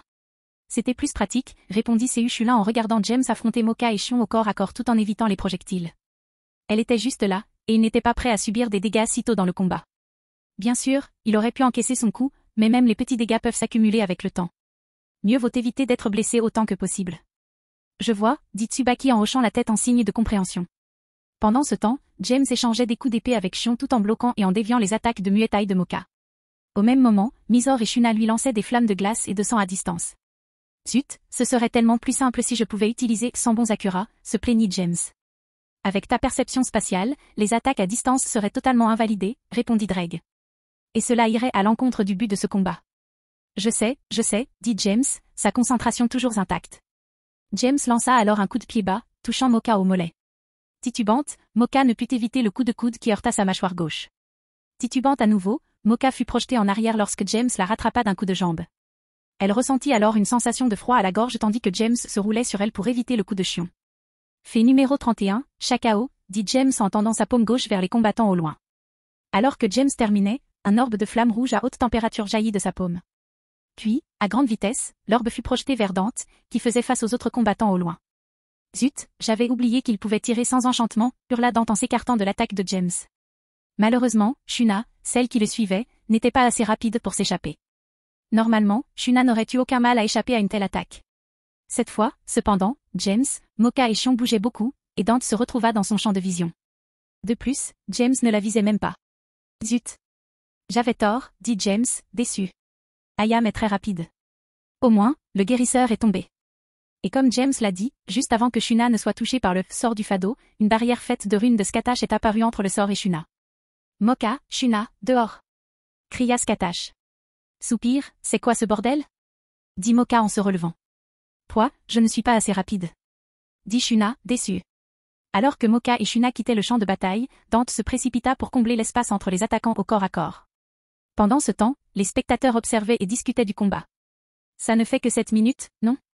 Demanda Tomo, essayant de suivre le combat. Comment a-t-il pu en éliminer 3 tout seul, si vite? Eh bien, Flora a été éliminée par une attaque surprise. Moka a ensuite été submergée par cette capacité, expliqua Seishulin, sans quitter des yeux le combat en cours. Que se passe-t-il avec Shuna Sanpei? Demanda Ruruko. Il n'a tout simplement pas eu de chance, répondit Seishulin en regardant Shuna, impuissante. Que veux-tu dire? Demanda Janshiro d'un ton confus. James ne visait pas Shuna, répondit Skatash. Ayam se cachait là où James le voulait. Malheureusement, elle a agi au dernier moment. James a encore besoin de s'entraîner à dissimuler ses intentions meurtrières. Mais pour quelqu'un qui n'a pas l'intention de devenir un tueur, son talent est spectaculaire. Tu veux dire que Shuna s'est retrouvée par hasard dans la ligne de mire? Demanda Sona, incrédule. Non, elle aurait probablement pu réagir si Dante n'avait pas été devant elle lorsque le sort de Kido a été lancé, répondit Seishulin, acceptant l'explication. Mais cette fraction de seconde a suffi à conclure l'affaire. Au même moment, James échangeait des coups d'épée avec Dante et Shion. Finalement, Mizor décida de se joindre à la mêlée. Face à 3-4 si l'on compte Ayam combattant au corps à corps, James était en difficulté. Déviant un coup de poing de Shion et utilisant son Odachi pour bloquer une attaque aérienne de Dante, James utilisa le tranchant de sa paume gauche pour asséner un coup de griffe de Mizor. Un instant plus tard, James frappa le menton de Mizor du revers de son poignet. Il lança ensuite un coup de pied haut et atteignit Dante à la mâchoire, l'envoyant valser. Après cela, James retourna la dague. Cliquetis. Zut. Ses réactions sont rapides, se plaignit James une fois de plus, perdant Ayam pour la 2e fois. Après cela, Ayam s'éloigna d'un bond de James. Puis, d'en haut, James entendit plusieurs coups de feu. Bakudo numéro 81, Danku. James leva la main gauche au-dessus de sa tête, et un mur translucide apparut entre lui et Dante. Dès que le mur se solidifia, on entendit le bruit des balles de Dante frappant la barrière. Au même moment, James rengaina son Mangetsu no Shita. Puis, tandis que Mizor et Shion se remettaient des attaques et défenses précédentes, ils se précipitèrent pour profiter de l'attention de James, préoccupé par Dante dans les airs. Malheureusement, concentrés sur James, ils ne remarquèrent pas que Dante avait rangé ses pistolets au moment où il commençait à tomber. Profitant de cet oubli, James adopta une posture d'Iedo. Puis, une fois à portée, il dégaina son épée et frappa en cercle. Ce faisant, Mizor et Shuna ressentirent une sensation de froid à la gorge et frissonnèrent. James fit alors un autre pas en avant et, d'une prise inversée, attrapa Oshiru Sakura et trancha la gorge de Dante au moment où il atterrissait. Cliquetis. Merde, jura James. Je pensais l'attraper à coup sûr, cette fois. Mysore, chion, Dante, dehors. La voix de Scatash résonna à nouveau dans tout le terrain d'entraînement. Zut, je pensais être la dernière à tomber, dit Mysore en tapant du pied. Oh là là, j'aurais voulu me battre encore un peu, dit Chion en haussant les épaules. Dante, lui, ne dit rien, se contentant de rester là, incrédule. Puis, il se dirigea vers les spectateurs avec Mysore et Chion. Ayam était indirectement responsable de 2 de nos 5 éliminations, marmonna Dante. Bon sang, Dante n'a pas eu de chance cette fois-ci, dit Seu Chulin avec un sourire malicieux. Tu veux dire qu'il avait juste sa gorge sur le chemin de l'épée de James, demanda Sona, incrédule. Oui, répondit Seu Chulin. Comme l'intention meurtrière de James ne le visait pas, il a mis du temps à réagir, expliqua Seu Chulin. Tous ceux qui entendirent l'explication de Seu Chulin ne purent que soupirer. Puis, à l'unisson, ils regardèrent Dante avec pitié. Pourquoi me regardes-tu comme ça, demanda Dante avec colère. Silence, fils de Sparda, dit Scatash, les yeux toujours fixés sur la bataille. Et vous autres, concentrez-vous sur la bataille, pas sur un perdant. Considéré comme un perdant, Dante s'enflamma encore davantage. Saisissant la poignée de la rébellion dans son dos, il s'arrêta brusquement lorsqu'il sentit la pointe de la lance de Scatash appuyée contre sa poitrine, sur son cœur. Calme-toi, mon enfant, dit Scatash, sans regarder Dante. Tant que tu es en vie, il n'y a pas de honte à perdre. En réponse, Dante laissa tomber son épée et s'éloigna. Assis contre un mur, il observait la bataille comme tout le monde. Au même moment, James semblait seul, utilisant son épée pour se défendre du feu de Lady. Il avançait lentement vers elle. Il réfléchissait à un moyen d'éliminer le ninja importun qui l'attaquait silencieusement et furtivement. Je sais qu'elle lit mes intentions meurtrières, pensa James en faisant tourner le Mangetsu no Shita à une vitesse vertigineuse pour se défendre des balles de Lady. Mais que faire pour arranger ça? Puis, au bout d'une minute environ, le regard de James s'illumina. Il avait enfin une idée pour gérer Ayam. Au lieu de penser à attaquer, James pensait seulement à se retenir. Sans vouloir blesser, il devrait pouvoir éviter de générer une intention meurtrière. Puis, sans beaucoup bouger, James pointa l'index et le majeur de sa main gauche dans la direction où il savait qu'Ayam se trouvait. Bakudo numéro 61, Rekujokoro. Soudain, 6 fines mais larges plaques de lumière apparurent autour de l'endroit où pointaient les doigts de James. Puis elles se rejoignirent. Ayam émergea alors de sa furtivité, l'air impuissant. James pointa alors les mêmes doigts de la même main vers elle et l'attaqua une fois de plus. Fait numéro 4, Byakuré, dit James tandis qu'un rayon blanc jaillissait de ses doigts. James utilisa alors Flash Step pour disparaître. Lorsqu'il réapparut, il était déjà derrière Lady, son épée posée près de son cou. Et cet échec est mat, dit James avec un sourire. Ayam, madame, dehors, cria Scatash, mettant fin au combat. Se tenta, tu resteras ici avec Sona et sa noblesse pour t'entraîner. James, tu peux prendre le reste de ta noblesse pour te reposer. Oui, maître. James et Seu Chulin ont déclaré en réponse aux ordres de Scatash. Oui, maître Scatash. Tous les autres répondirent en suivant les ordres de Scatash.